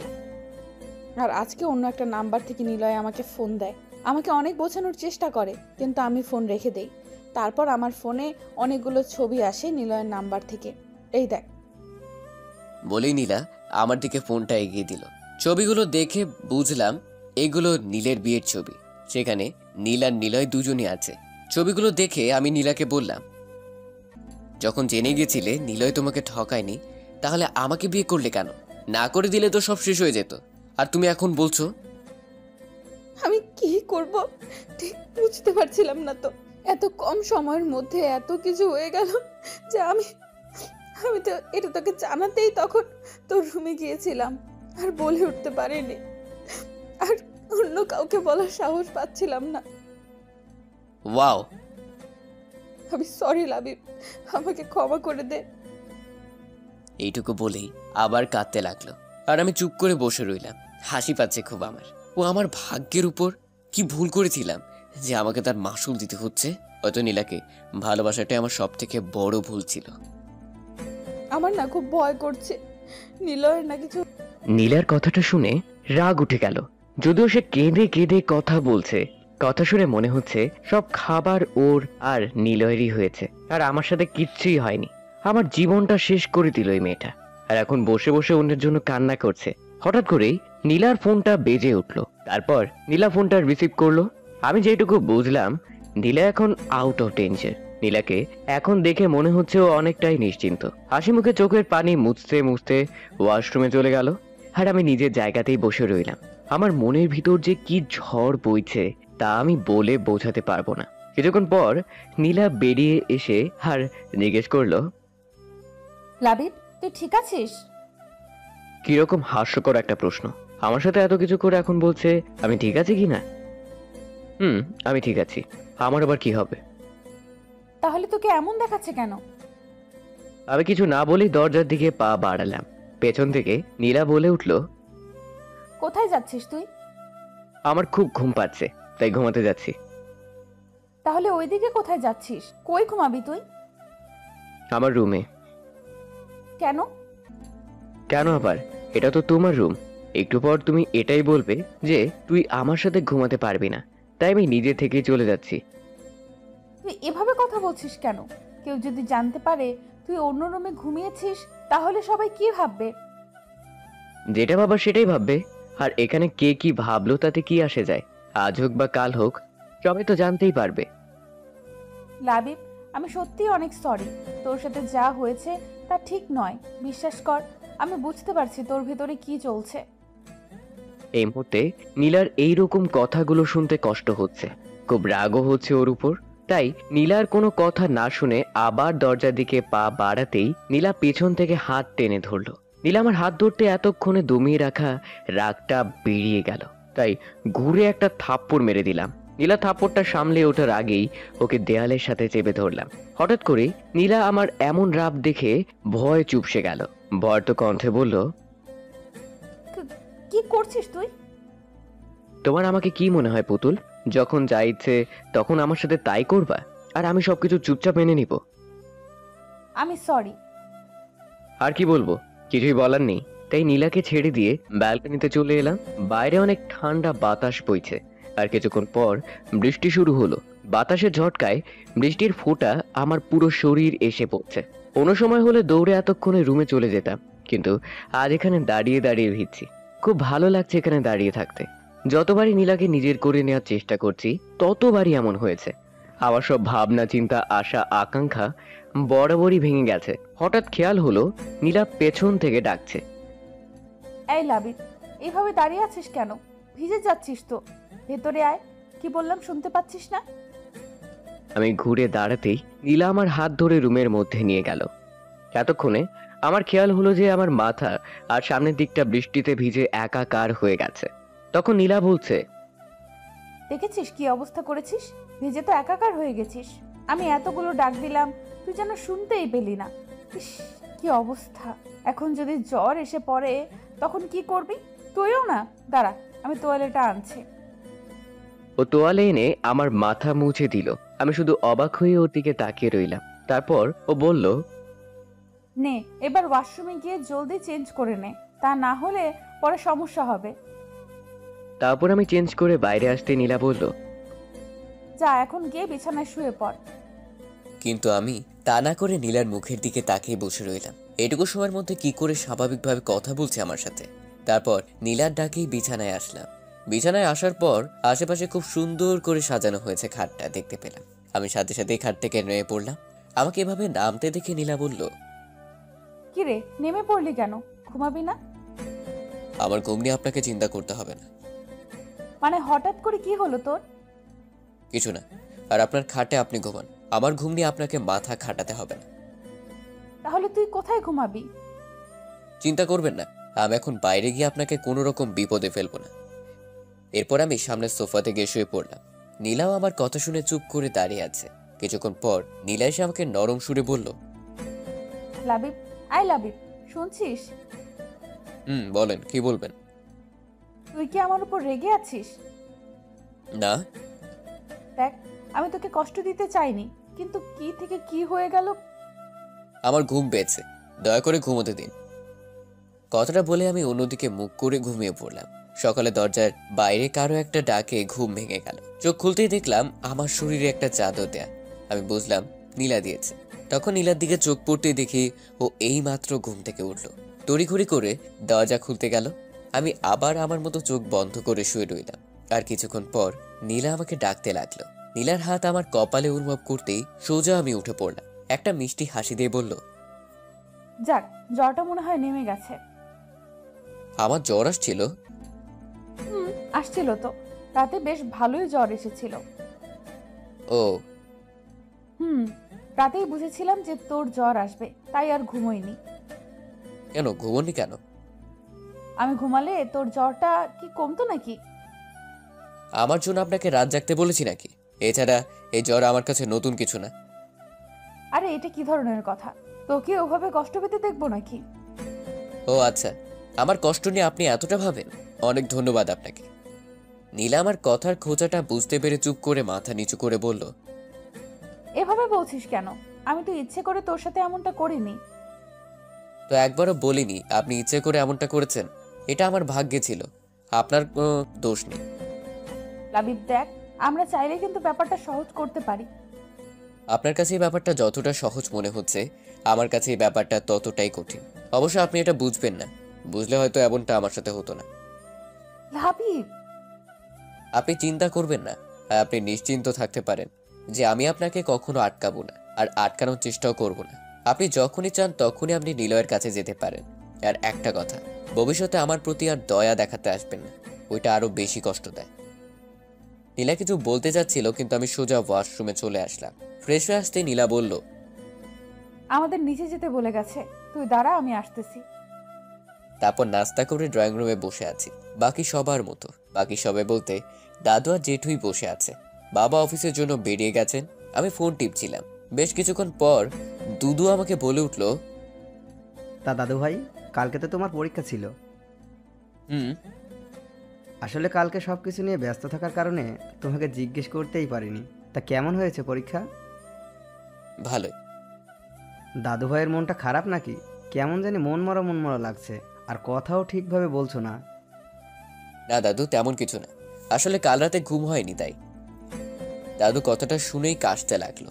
জেঠু খবরের কাগজটা পড়ার জন্য বড় করে ধরলেন মুখের উপর। রোমান্টি মানে কাজের লোক চা দিতে এসেছিল। আমার কথাটা শুনে ফিক করে হাসি দিয়ে চলে গেল। আমি হঠাৎ করে সবার এমন আচরণের কোনো হেতু খুঁজে পেলাম না। তখন চায়ের কাপটা হাতে নিয়ে একটা চুমুক দিয়েছি। আবার রুমি আন্টি এসে আমাকে বলল যে নীলা নাকি আমাকে ডাকছে রুমের মধ্যে। আজব, এই মহিলা খালি হাসে কেন? এবার সোজা উপরে রুমে চলে এলাম। এসে দেখি নীলা ড্রেসিং টেবিলের সামনে বসে চুল আঁচড়াচ্ছিল। তখন আমি কাছে গিয়ে বললাম, আপনারা কি ডাকছিলেন?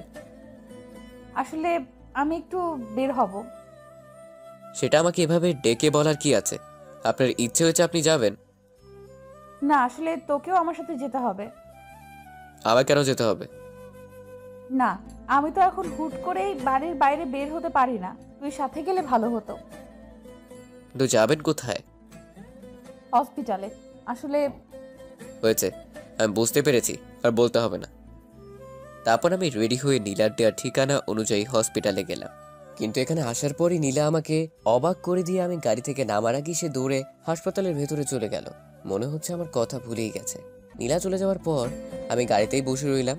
ভেবেছিলাম ওর সাথে ভিতরে যাব, কিন্তু আমার সাথে যে এমন ব্যবহার করবে ভাবতেও পারিনি। যাকে আমারও ওখানে যাওয়ার কোনো শখ নেই। বেশ খানিকটা সময় গাড়িতে বসে থাকার পর খুব বোর লাগছে, তাই একটু বাইরে বের হয়ে আশপাশটা দেখছিলাম। তখন দেখি নীলা বেরিয়ে আসছে।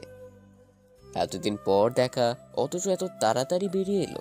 পরক্ষণে দেখি নীলা তার চোখ মুছতে মুছতে এদিকে আসছে, মনে হচ্ছে কান্না করছে। নীলা সোজা এসে গাড়িতে ঢুকে পড়লো, তাই আমিও গাড়িতে এসে বসলাম। উঠে দেখি নীলার কান্না বেড়ে গেছে। কিছুক্ষণ বসে বসে ওর কান্না দেখার পর জিজ্ঞেস করলাম, এভাবে কাঁদছেন কেন? নীলা ভাইকে ঠিক নেই? না, ও একদম ঠিক আছে। ডাক্তার বলেছে ও অল্প কিছুদিন পর বাড়িও যেতে পারবে। এটা তো একটা ভালো খবর, তাহলে কাঁদছেন কেন? আমি এত সুন্দর করে রিকোয়েস্ট করলাম, তবুও নিলয়ের সাথে আমাকে দেখা করতে দিল না।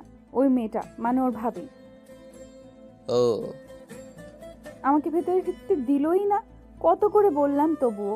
ওই মেয়েটা ওর পাশে বসে আছে আর বলেছে ওর স্বামীকে নাকি ও দেখে রাখতে পারে। আমাকে ওখান থেকে তাড়িয়ে দিল। তারপর নিলয়ের বাবাও বলল চলে যেতে। উনি নাকি চান না হসপিটালে কোনো ঝামেলা করতে। আমি কি ওখানে ঝামেলা করতে গিয়েছিলাম নাকি? আমাকে একবার নিলয়ের সাথে দেখা করতে দিলেই তো আমি চলে আসতাম। নীলার কিছু বললো না। আমি গাড়ি নিয়ে সোজা হসপিটাল ত্যাগ করলাম। নীলা কিছুক্ষণ নিজের মতো কেঁদে জানালায় হেলান দিয়ে বসে আছে। আমিও গাড়ি চালাচ্ছি, কেউ আর কোনো কথা বলিনি। আজকে নীলার কান্না থামানোর কোনো চেষ্টাই আমি করিনি। জানি না কেন, হয়তো এখন ওর কষ্টে আমার আর কষ্ট হয় না। অতপর বাড়িতে এসে পড়লাম। দেখি নীলা জানালাতে হেলান দিয়ে ঘুমিয়ে পড়েছে, কিন্তু ওকে ডাক দিতে গিয়েও ডাক দিতে পারলাম না। ওর ঘুমন্ত চেহারায় কেমন অদ্ভুত একটা মায়া আছে। একবার তাকালেই তাকিয়ে থাকতে মন চায়। এভাবে কেটে গেল কিছুক্ষণ। আমার ফোনের শব্দে নীলার ঘুম ভেঙে গেল। আমিও সাথে সাথে অন্যদিকে তাকালাম। একটু স্বাভাবিকভাবে এনে কলটা ধরলাম, আর নীলা আমার দিকে তাকিয়ে থেকে বাড়ির ভিতর চলে গেল। বিকালের দিকে অফিস থেকে ফিরছিলাম। আপনাদের তো বলাই হয়নি, আমি আমাদের অফিসে বাবার দাদুর কথায় জয়েন করেছি। হঠাৎ একটা পার্কের সামনে নীলাকে দেখতে থেমে গেলাম। খুব বিচলিত দেখাচ্ছিল নীলাকে। দেখে মনে হচ্ছে কারো জন্য অপেক্ষা করছে আর বারবার কাকে যেন ফোন করছিল, আর প্রত্যেকবার বিরক্তি নিয়ে ফোনটা কান থেকে নামিয়ে নিচ্ছিল। আমি ভাবলাম ওর হয়তো কোনো সমস্যা হয়েছে, তাই গাড়ি থেকে নেমে ওর দিকে এগোতে গিয়েই আবার থেমে গেলাম, কারণ নীলা এসে ওখানে উপস্থিত হয়েছে। হয়তো সে এতক্ষণ তার জন্য অপেক্ষা করছিল। নিজের উপরেই রাগ হলো। শুধু শুধুই ওখানে যাচ্ছিলাম। আমি কেন যে ভুলে যাই, তাই আমি গাড়ি স্টার্ট দিয়ে বাসার দিকে চলে এলাম, এদেরকে পিছনে ফেলে। আসলে আমার আর নীলার বিয়ের প্রায় 2 মাস হয়ে গেছে। এই 2 মাসে আমরা নিজেদের মতো গুছিয়ে নিয়েছি। এখন আর কোনো প্রবলেম হয় না। মানে প্রথমে প্রবলেম হতো নীলার সাথে এভাবে থাকতে, আবার পরিবারের সামনে ভালো বউ বরের নাটক করতে। এখন আমরা যে যার ইচ্ছে মতো লাইফ স্পেন্ড করছি। মানে একসাথে একই ঘরে থাকি, কিন্তু কেউ কারো লাইফ নিয়ে কথা বলি না। আমি যথারীতি আমার পড়াশোনা চালিয়ে যাচ্ছি, এর মাঝে মধ্যে অফিস। এক কথায় সবসময় নিজেকে ব্যস্ত রাখছি। নিজে যদি ব্যস্ত থাকি তাহলে অন্যের লাইফ নিয়ে মাথা ঘামানোর কোনো প্রশ্নই আসে না। আর নীলাও আছে নিজের মতো। ওর ফাইনাল ইয়ারের এক্সাম দিয়েছে কিছুদিন আগে। নিলয় হসপিটাল থেকে ছাড় পেয়েছিল 15 দিন আগে। আর নীলা ও নিলয়ের সম্পর্ক ঠিক আগের মতোই ভালো হয়ে গেছে। ওরা যেমন প্রেমিক প্রেমিকা ছিল ঠিক তেমনই আছে। নিয়মিত দেখা, কথা, ফোনে কথা বলা সব ঠিকঠাকই চলছে। আদিবাকে মানে নিলয়ের ভাবিয়ে নিয়ে যে সমস্যা হতো তা এখন আর হয় না, কারণ নীলা তো সব জেনে গেছে। জানি না ওরা এখন কিসের অপেক্ষা করছে। বিয়ে করে নিলেই তো পারে। এটা আমি একেবারে জন্যই মুক্তি পেয়ে যেতাম। এসব নাটক আর ভালো লাগছে না। আসলে এটা পারলে ওরা এতদিনে করেই ফেলতো, কিন্তু আইনের কারণে পারছে না। আগে তো আমার থেকে ডিভোর্স নিতে হবে, আর 6 মাস না হলে ডিভোর্সটা হবে না। এক কথায় 3 জনই ঝুলে আছি সময়ের বাঁধনে। সময় শেষ হলে সবাই মুক্তি। রুমে থেকে ফ্রেশ হয়ে বিছানায় বসলাম। তখন চোখে পড়লো ফ্লোরে পড়ে থাকা কাগজের দিকে।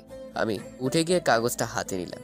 সেখানে কিছু লেখা আছে, তাই কাগজটা উল্টে ভাঁজ করলাম। খুলে অবাক হলাম, কারণ এটা একটা চিঠি, আর চিঠিটা নীলাকে লেখা হয়েছে। অন্যের চিঠি আমার পড়া উচিত না, তাই চিঠিটা নীলার ড্রেসিং টেবিলের উপর রেখে দিলাম। তারপর আমি আবার আগের জায়গায় এসে বসে পড়লাম। ফোনে ফেসবুকে ঢুকে নিউজ ফিড ঘাটছি, কিন্তু বারবার চোখটা ওই চিঠির দিকেই যাচ্ছে। শান্তি পাচ্ছি না কোনো মতেই। তাই আর থাকতে না পেরে চিঠিটা নিয়ে এসে পড়তে লাগলাম। লেখা ছিল, প্রিয় নীলা, কিছুদিন থেকে আমি তোমাকে একটা কথা বলবো, কিন্তু বলে উঠতে পারছি না। যদিও এটা তোমাকে এখন বলা জরুরি। যতবারই বলতে গেছি ততবারই আটকে গেছি কোনো না কোনো কারণে। আমি এটা বুঝতে পেরেছি যে আমি এই কথাগুলো তোমার সামনাসামনি বলতে পারবো না, তাই বাধ্য হয়েই এই চিঠিটি লিখেছি। আমি জানি তুমি এই চিঠিটা পড়লে হয়তোবা রাগ করবে, নয়তোবা কষ্ট পাবে। আমি আগেই সেজন্য ক্ষমা চেয়ে নিচ্ছি। আসলে কথাটা হলো, আমি মনে করি আমাদের এখন একটা সিদ্ধান্ত নিতে হবে, কিন্তু তার আগে তোমাকে কিছু জানিয়ে দেওয়া দরকার। আমার ভাই নীল ও তার বউ সম্পর্কে তুমি সবই জানো। নীলের বউ আবিদা আমাকে নীল ভাবে। জানো, আমি ভেবে পাচ্ছি না একটা মানুষ কি করে একজনকে এতটা ভালোবাসতে পারে। তার ভালোবাসার মানুষ যে আর নেই সে তা বিশ্বাস করে না। যে কয়দিন আমি হাসপাতালে থেকেছি আমি বুঝেছি যে আদিবা অতটা সহজ সরল। ওর মনে যেন শুধু ভালোবাসা আর কিছুই নেই। ওর সবটুকু ভালোবাসা দিয়ে আমাকে যত্ন করে সুস্থ করে তুলেছে। এক মুহূর্তের জন্যও সে আমাকে একা ফেলে যায়নি, সব সময় আমার পাশেই ছিল। ভাবতে পারছো তার মানে কি পরিমাণ ভালোবাসা আছে? যদিও আমি জানি এই ভালোবাসাটা আমার জন্য নয়, নীলের জন্য। আর কি জানো, আমি তার এই ভালোবাসাকে ভালোবেসে ফেলেছি নিজের অজান্তেই। আর আমি এটা চাই না কখনো আদিবা এই সত্যটা কখনো জানো যে তার নীল মারা গেছে। আমি ওকে কষ্ট পেতে দেখতে পারবো না। আমি সারা জীবন ওর সাথে নীল হয়েই থাকতে চাই। আশা করি তুমি বুঝতে পারছো আমি কি বোঝাতে চেয়েছি। দেখো, এটাই হয়তো আমাদের ভাগ্যে ছিল। তা না হলে দেখো, তুমি আমাকে অন্য একটা মেয়ের সাথে দেখে ভুল বুঝলে, আর সত্যিটা না শুনেই তুমি বিয়ে করে নিলে, বা বিয়ে হয়ে যায়। এত কিছু হয়তো এজন্যই হয়েছে। আর তাছাড়া লাবিব তোমাকে ভালোবাসে, আর আমাদের এটাই মেনে নেওয়া উচিত। এটাই আমাদের সবার জন্য ভালো হবে। আমাকে ক্ষমা করে দিও, আমি তোমাকে না জানিয়ে আদিবাকে বিয়ে করে নিয়েছি। দেখো, লাবিব তোমার বিয়ে করার স্বামী, আর বিয়েটা কোনো ছেলে খেলা নয়। আর আমি চাই তুমি লাবিবকে নিয়েই সুখে থাকো। ইতি, নিলয়। চিঠিটা পড়ার পর আমি কিছুক্ষণ স্থির হয়ে বসে রইলাম। চিঠিটার কথাগুলো কেন জানি না বিশ্বাস হচ্ছে না। যে চিঠিটা আবার ফার্স্ট টু লাস্ট পড়লাম, না সব তো ঠিকই আছে। তার মানে চিঠিটার এই মানে বোঝায় যে নীলয় নীলার সাথে সম্পর্ক রাখতে চায় না। সে বিয়ে করে নিয়েছে আর নীলাকে বলে দিয়েছে আমার সাথে সুখে থাকতে। ওয়াও! অতঃপর চিঠিটা যেরকম ভাবে ছিল সেইভাবেই আবার ফ্লোরে রেখে দিলাম। কি আজব পাবলিক মাইরি। এই নীলয় প্রথমে তো হঠাৎ করে ফিরে এসে আমার বিয়ের 12টা বাজিয়ে দিল, আর এতদিন পর বলছে আমার সাথে সুখের সংসার করতে। What a joke! তাহলে এবার নীলা কি করবে? আমার কাছে ফিরে আসবে? ফিরে আসলেই বাকি, আমি আর নিজেকে কষ্ট দিতে চাই না। এমনিতেই এই মেয়ে আমার 16 আনা জীবনের 12 আনাই ধ্বংস করে। বাকিটা আঁকড়েই আমি বেঁচে আছি, আর নয়। কিন্তু নীলা কি এত কিছু এত সহজে মেনে নেবে? মনে হয় না। আমি কেন এত চিন্তা করছি? ওদের বিষয় ওরাই বুঝে নিবে, আমি না হয় আমার মতোই থাকি। হঠাৎ মনে প্রশ্ন জাগলো, চিঠিটা এভাবে পড়ে আছে কেন? নীলা কি চিঠিটা পেয়েছে? না না, চিঠিটা যখন নীলার জন্য এসেছে তখন সে নিশ্চয়ই পেয়েছে। আর এই জন্য হয়তো নীলা বাইরে ওই পার্কে গেছে নীলার সাথে দেখা করতে। যদি তাই হয় তবে সে এই চিঠিটা এভাবে কেন রেখে গেল? অন্য কেউ যদি এটা দেখতে পেত তাহলে বড় ধরনের সমস্যা হতো। নাকি এটা ভুল করে এখানে পড়ে গেছে, কি জানি। অতঃপর আমি ওয়াশরুমে গেলাম ফ্রেশ হতে। চিঠিটা তার জায়গাতেই পড়ে আছে। কিছুক্ষণ বের হয়ে দেখি নীলা চলে এসেছে। হাত মুখ দিয়ে মুখ ঢেকে বিছানার কিনারায় বসে আছে। আমি কাছে গিয়ে হালকা একটু কাশতে নীলা চমকে উঠে দাঁড়িয়ে পড়লো। কি হলো ওর? এভাবে চমকানোর কি আছে? তাকে দেখে ওর চোখ মুখ অন্যরকম হয়ে আছে, মনে হয় কেঁদেছে। তখন আমি জিজ্ঞেস করলাম, কোনো সমস্যা? নীলা শুধু মাথা নাড়িয়ে না উত্তর দিয়ে আবার আগের জায়গায় বসলো। আওয়ায় আমার দিকে কেমন করে যেন তাকিয়েছিল। আর তখনই আমার চোখ ফ্লোরের দিকে যায়, দেখি চিঠিটা নেই। মনে হয় নীলা রুমে এসে চিঠিটা কুড়িয়ে নিয়েছে। আমি পানি খাবার জন্য টেবিলের দিকে যাচ্ছিলাম, কিন্তু লক্ষ্য করলাম নীলা বারবার আমার দিকেই তাকাচ্ছে। ও কি বুঝে গেছে আমি চিঠিটা পড়েছি, নাকি অন্য কোনো কারণ? ওর এভাবে তাকানো আমার খুব অস্বস্তি লাগছিল, কিন্তু আমি নিজেকে যতটা সম্ভব স্বাভাবিক রেখে নিজের কাজে মন দিলাম। টেবিলে বসে বইয়ে মুখ গুজে বসে আছি সে অনেকক্ষণ ধরে, কিন্তু মনোসংযোগ দিতে পারছি না। তার কারণটা হলো নীলা। অন্যদিন এই সময়টা নীলা ঘুমায় নয়তো বই পড়ে, কিন্তু আজকে কিছুই করেনি। বসে বসে কি জানি ভাবছিল। তখন নীলা হঠাৎ করে উঠে বাইরে চলে গেল। তখন আমি ওর চলে যাওয়ার দিকে একবার তাকিয়ে আবার বইয়ে মন দিলাম। সকালে ঘুম থেকে উঠে খেয়ে দিয়ে আমি বেরিয়ে গেলাম। নীলাকে নিয়ে একটু ভাবনায় আছি এখনো। আসলে আমি ভেবেছিলাম নীলা কাল রাতে আমাকে কিছু হয়তো বলবে, কিন্তু কিচ্ছুই বলেনি, সম্পূর্ণ চুপচাপ ছিল। আর রাতে আমার ঘুম ভেঙে গিয়েছিল নীলার কলার আওয়াজে। উঠে দেখে নীলা ব্যালকনিতে দাঁড়িয়ে ফোনে কথা বলছিল খুব করুণ স্বরে, আর কান্নাও করছিল। আমি বুঝে নেই হয়তো নীলার সাথে কথাই বলছিল। কিছুক্ষণ পর নীলা ঘরে এসে আবার কান্নাকাটি শুরু করে। আমি ওর কান্না শুনতে শুনতেই ঘুমিয়ে পড়েছিলাম। সকালে ঘুম থেকে উঠে ওর সাথে আমার কোনো প্রকার কথা হয়নি। ক্যাম্পাসে বসে বন্ধুদের সাথে আড্ডা দিচ্ছিলাম। তখনই মা কল দিল। মা ফোন দিয়ে জলদি করে হাসপাতালে যেতে বলল। আমি কোনো প্রশ্ন করার আগেই মা ফোন কেটে দেয়। হাসপাতালে কেন? কারো কিছু হয়েছে নাকি? অতঃপর হসপিটালের দিকে রওনা দিলাম। হসপিটালে গিয়ে দেখি দাদু, বাবা মা, জেঠু সবাই দাঁড়িয়ে আছে, কিন্তু নীলা নেই। তাহলে নীলার কিছু হয়েছে নাকি? কথাটা ভাবতে আমার বুকের ভেতরটা কেমন জানি হুড়মুড়ি উঠল। আমি সবার সামনে পৌঁছাতেই জেঠিমা আমাকে জড়িয়ে ধরে কান্না করতে লাগলো। আমি ভ্যাবাচাকা খেয়ে দাঁড়িয়ে রইলাম। তখন জিজ্ঞেস করলাম কি হয়েছে। বলল নীলা সুইসাইড করেছে, আর ভিতরে তারই চিকিৎসা চলছে। আমি জেঠিমাকে ছাড়ি এক কোনায় গিয়ে দাঁড়িয়ে পড়লাম। নীলা আত্মহত্যা করতে গেল কেন? তাহলে কি ওই চিঠির কথাগুলোর জন্য করেছে? নীলার জন্য এত টান, ভালোবাসায় কি না হয়। আশেপাশে তাকিয়ে দেখলাম বাসার সবাই চিন্তিত, সবাই গম্ভীরভাবে ওটি রুমের দিকে তাকিয়ে আছে।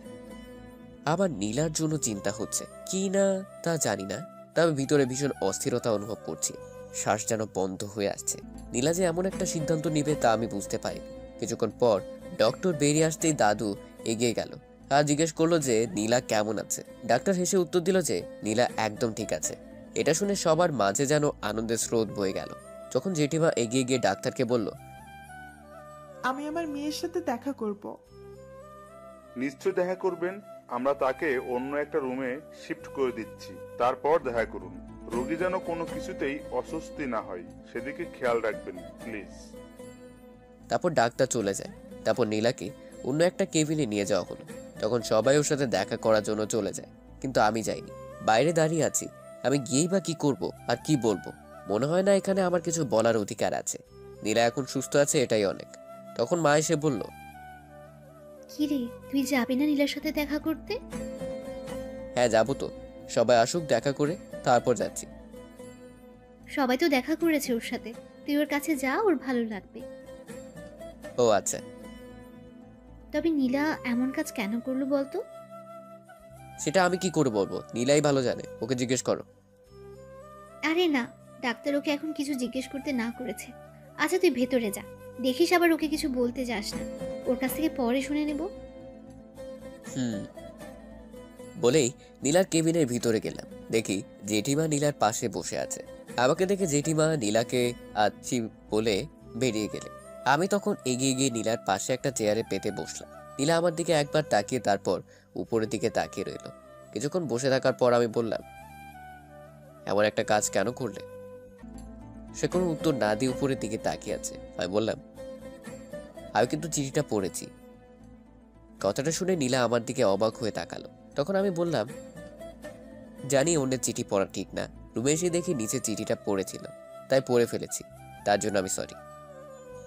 নীলা আমাকে কিছু না বলে অন্যদিকে মুখ ঘুরিয়ে নিল। একটু পরে বুঝতে পারলাম ও নীরবে কাঁদছে। কি হলো, কাঁদছেন কেন? নীলার জন্য?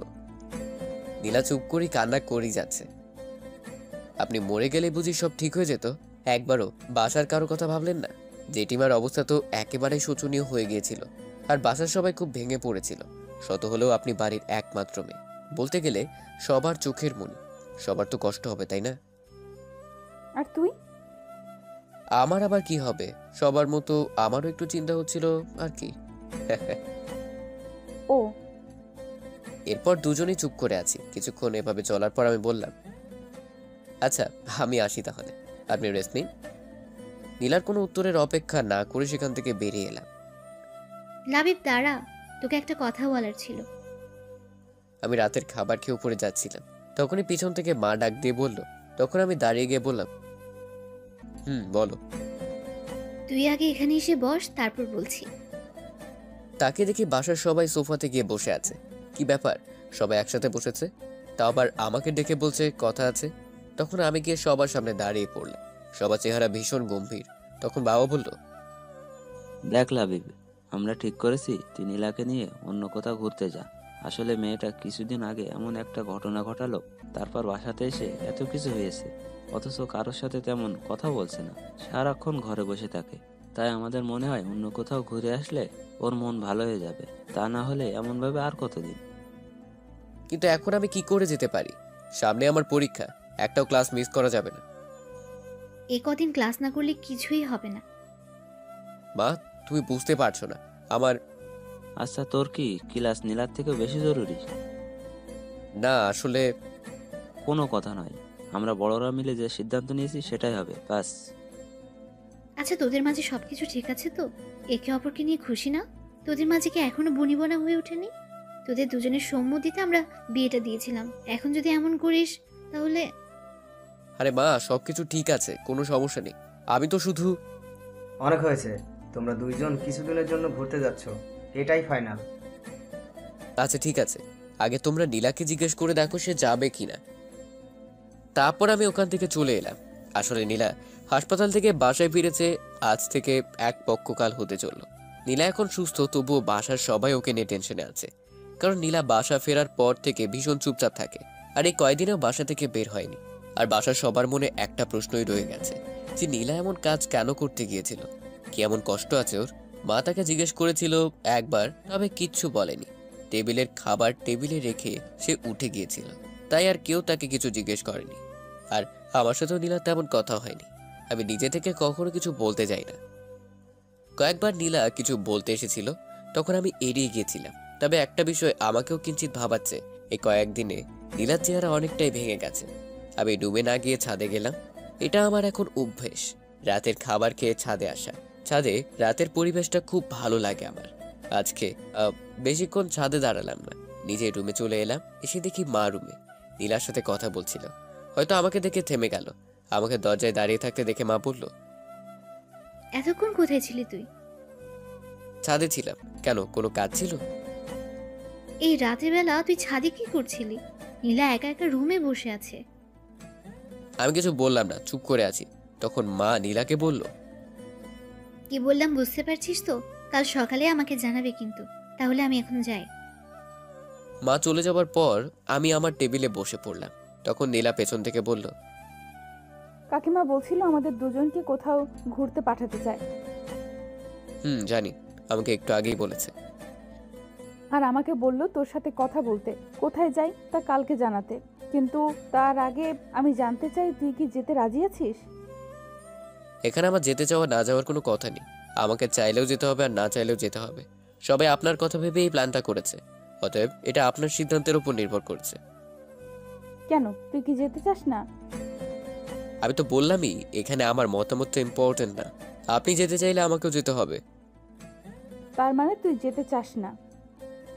দেখুন, আমি একবারও বলিনি যে আমি যেতে চাই না। তুই এভাবে কথা বলছিস কেন? আমি কয়েকদিন থেকে লক্ষ্য করছি তুই আমাকে এড়িয়ে চলছিস। আমি কিছু বলতে গেলেই তুই কোনোভাবে সরে যাচ্ছিস। তুই কি আমাকে ইগনোর করছিস?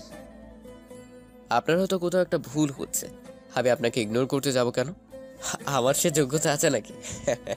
আর যদি আপনি ভাবেন যে আমি আপনাকে এড়িয়ে চলছি, তো আমাকে এখানে এটাই বলবো যে আমি আপনাকে সেই বিয়ের পর থেকে এড়িয়ে চলি। আর আপনিও তো এটাই চেয়েছিলেন। আমাদের মাঝে তো এমনটাই কথা হয়েছিল, কেউ কারো ব্যাপারে কোনো কথা বলবো না, আর যে যার মতো থাকবো। সময় হলে একে অপরকে মুক্ত করে দিব। আমি তো সেটাই মেনে চলছি। আর আজকে আপনার মনে হচ্ছে যে আমি আপনাকে এড়িয়ে চলি? স্ট্রেঞ্জ। কই, এতদিন তো আপনি এমন কিছুই বলেননি, আর এখন এই কথা বলার মানেই বা কি? নীলা চুপচাপ আমার কথাগুলো শুনছিল। অতঃপর বিছানায় গিয়ে চুপ করে উল্টো দিকে মুখ করে শুয়ে পড়ল। আর আমিও আমার কাজে মন দিলাম। কিছুক্ষণ পর শুনতে পেলাম নীলার চাপা কষ্টের আওয়াজ। ভাবলাম মাথায় নেব না।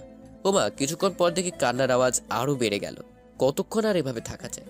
উঠে গিয়ে বিছানার পাশে গিয়ে জিজ্ঞেস করলাম, আপনি কি কাঁদছেন নাকি? কোনো উত্তর নেই, শুধুই কান্নার আওয়াজ। আরে কাঁদছেন কেন? একটু আগেই তো ঠিক ছিলেন। তখন নীলা শোয়া অবস্থাতেই কাঁদতে কাঁদতে জবাব দিল, আমি কাঁদলে তোর কি? তুই জেনে কি করবি? আমার আবার কি হবে? কাঁদছিলেন তাই জিজ্ঞেস করলাম, সরি। তারপর আমি আবার নিজের জায়গায় চলে এলাম। একটু পর দেখি নীলা চোখ মুছতে মুছতে ওয়াশরুমে চলে গেল। কিছুক্ষণ পর বেরিয়ে এসে আমার পিছনে দাঁড়িয়ে পড়লো মনে হয়।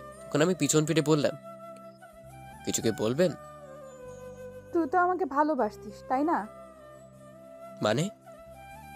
ভালোবাসতিস কিনা? কি হলো, কথা বলছিস না কেন? বাসতাম হয়তো, প্লিজ এখানেও হেয়ালি করিস না। কিন্তু আপনি হঠাৎ করে এই প্রশ্ন কেন করছেন? জানিস, আমি এই কয়েকদিন অনেক ভেবেছি, আর এখন আমি আমার ভুলটা বুঝতে পেরেছি। তুই আমাকে সেই প্রথম থেকেই ভালোবেসে গিয়েছিলিস, আর আমি তোকে অবহেলা করে গেছি, অনেক কষ্ট দিয়েছি না রে তোকে। জানিস, আমি খুব কষ্ট করেই বুঝে গেছি তুই কতটা কষ্ট পেয়েছিস এতদিন, কিন্তু আমাকে কিছুই বলিসনি। কি করে সহ্য করতি তুই? আমি হেসে দিয়ে বললাম, আপনার আবার কি হলো? আমাকে ক্ষমা করে দে, আমি বুঝতে পারিনি।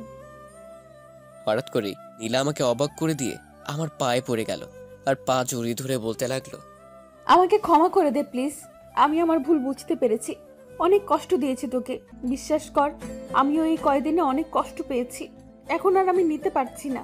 প্লিজ আমাকে ক্ষমা করে দে প্লিজ। নীলা অনবরত কান্না করে যাচ্ছে, আর আমি আকস্মিকতায় স্থির হয়ে দাঁড়িয়ে আছি। নীলা যে এভাবে আমার পা জড়িয়ে ধরে বসে পড়বে তা আমি ভাবতে পারিনি, তাই আমি সাথে সাথে বললাম, কি করছেন কি, আমার পা ছেড়ে দেন। আমি নীলার থেকে আমার পা ছাড়িয়ে নিয়ে একটু দূরে সরে এলাম। তখন নীলা নিচে বসে কাঁদতে কাঁদতে বলল, আমাকে ক্ষমা করে দে প্লিজ, আমি আর নিতে পারছি না। আমি কিছুক্ষণ নীলার দিকে তাকিয়ে রইলাম। নীলা ফ্লোরে বসে নিচের দিকে তাকিয়ে কান্না করেই যাচ্ছে। তখন আমি ওর কাছে গিয়ে ওকে দাঁড় করিয়ে জিজ্ঞেস করলাম, এসব কেন করছেন আপনি? ভালোবাসি। কি? হুম, কখন থেকে? যখন থেকে বুঝতে পেরেছি।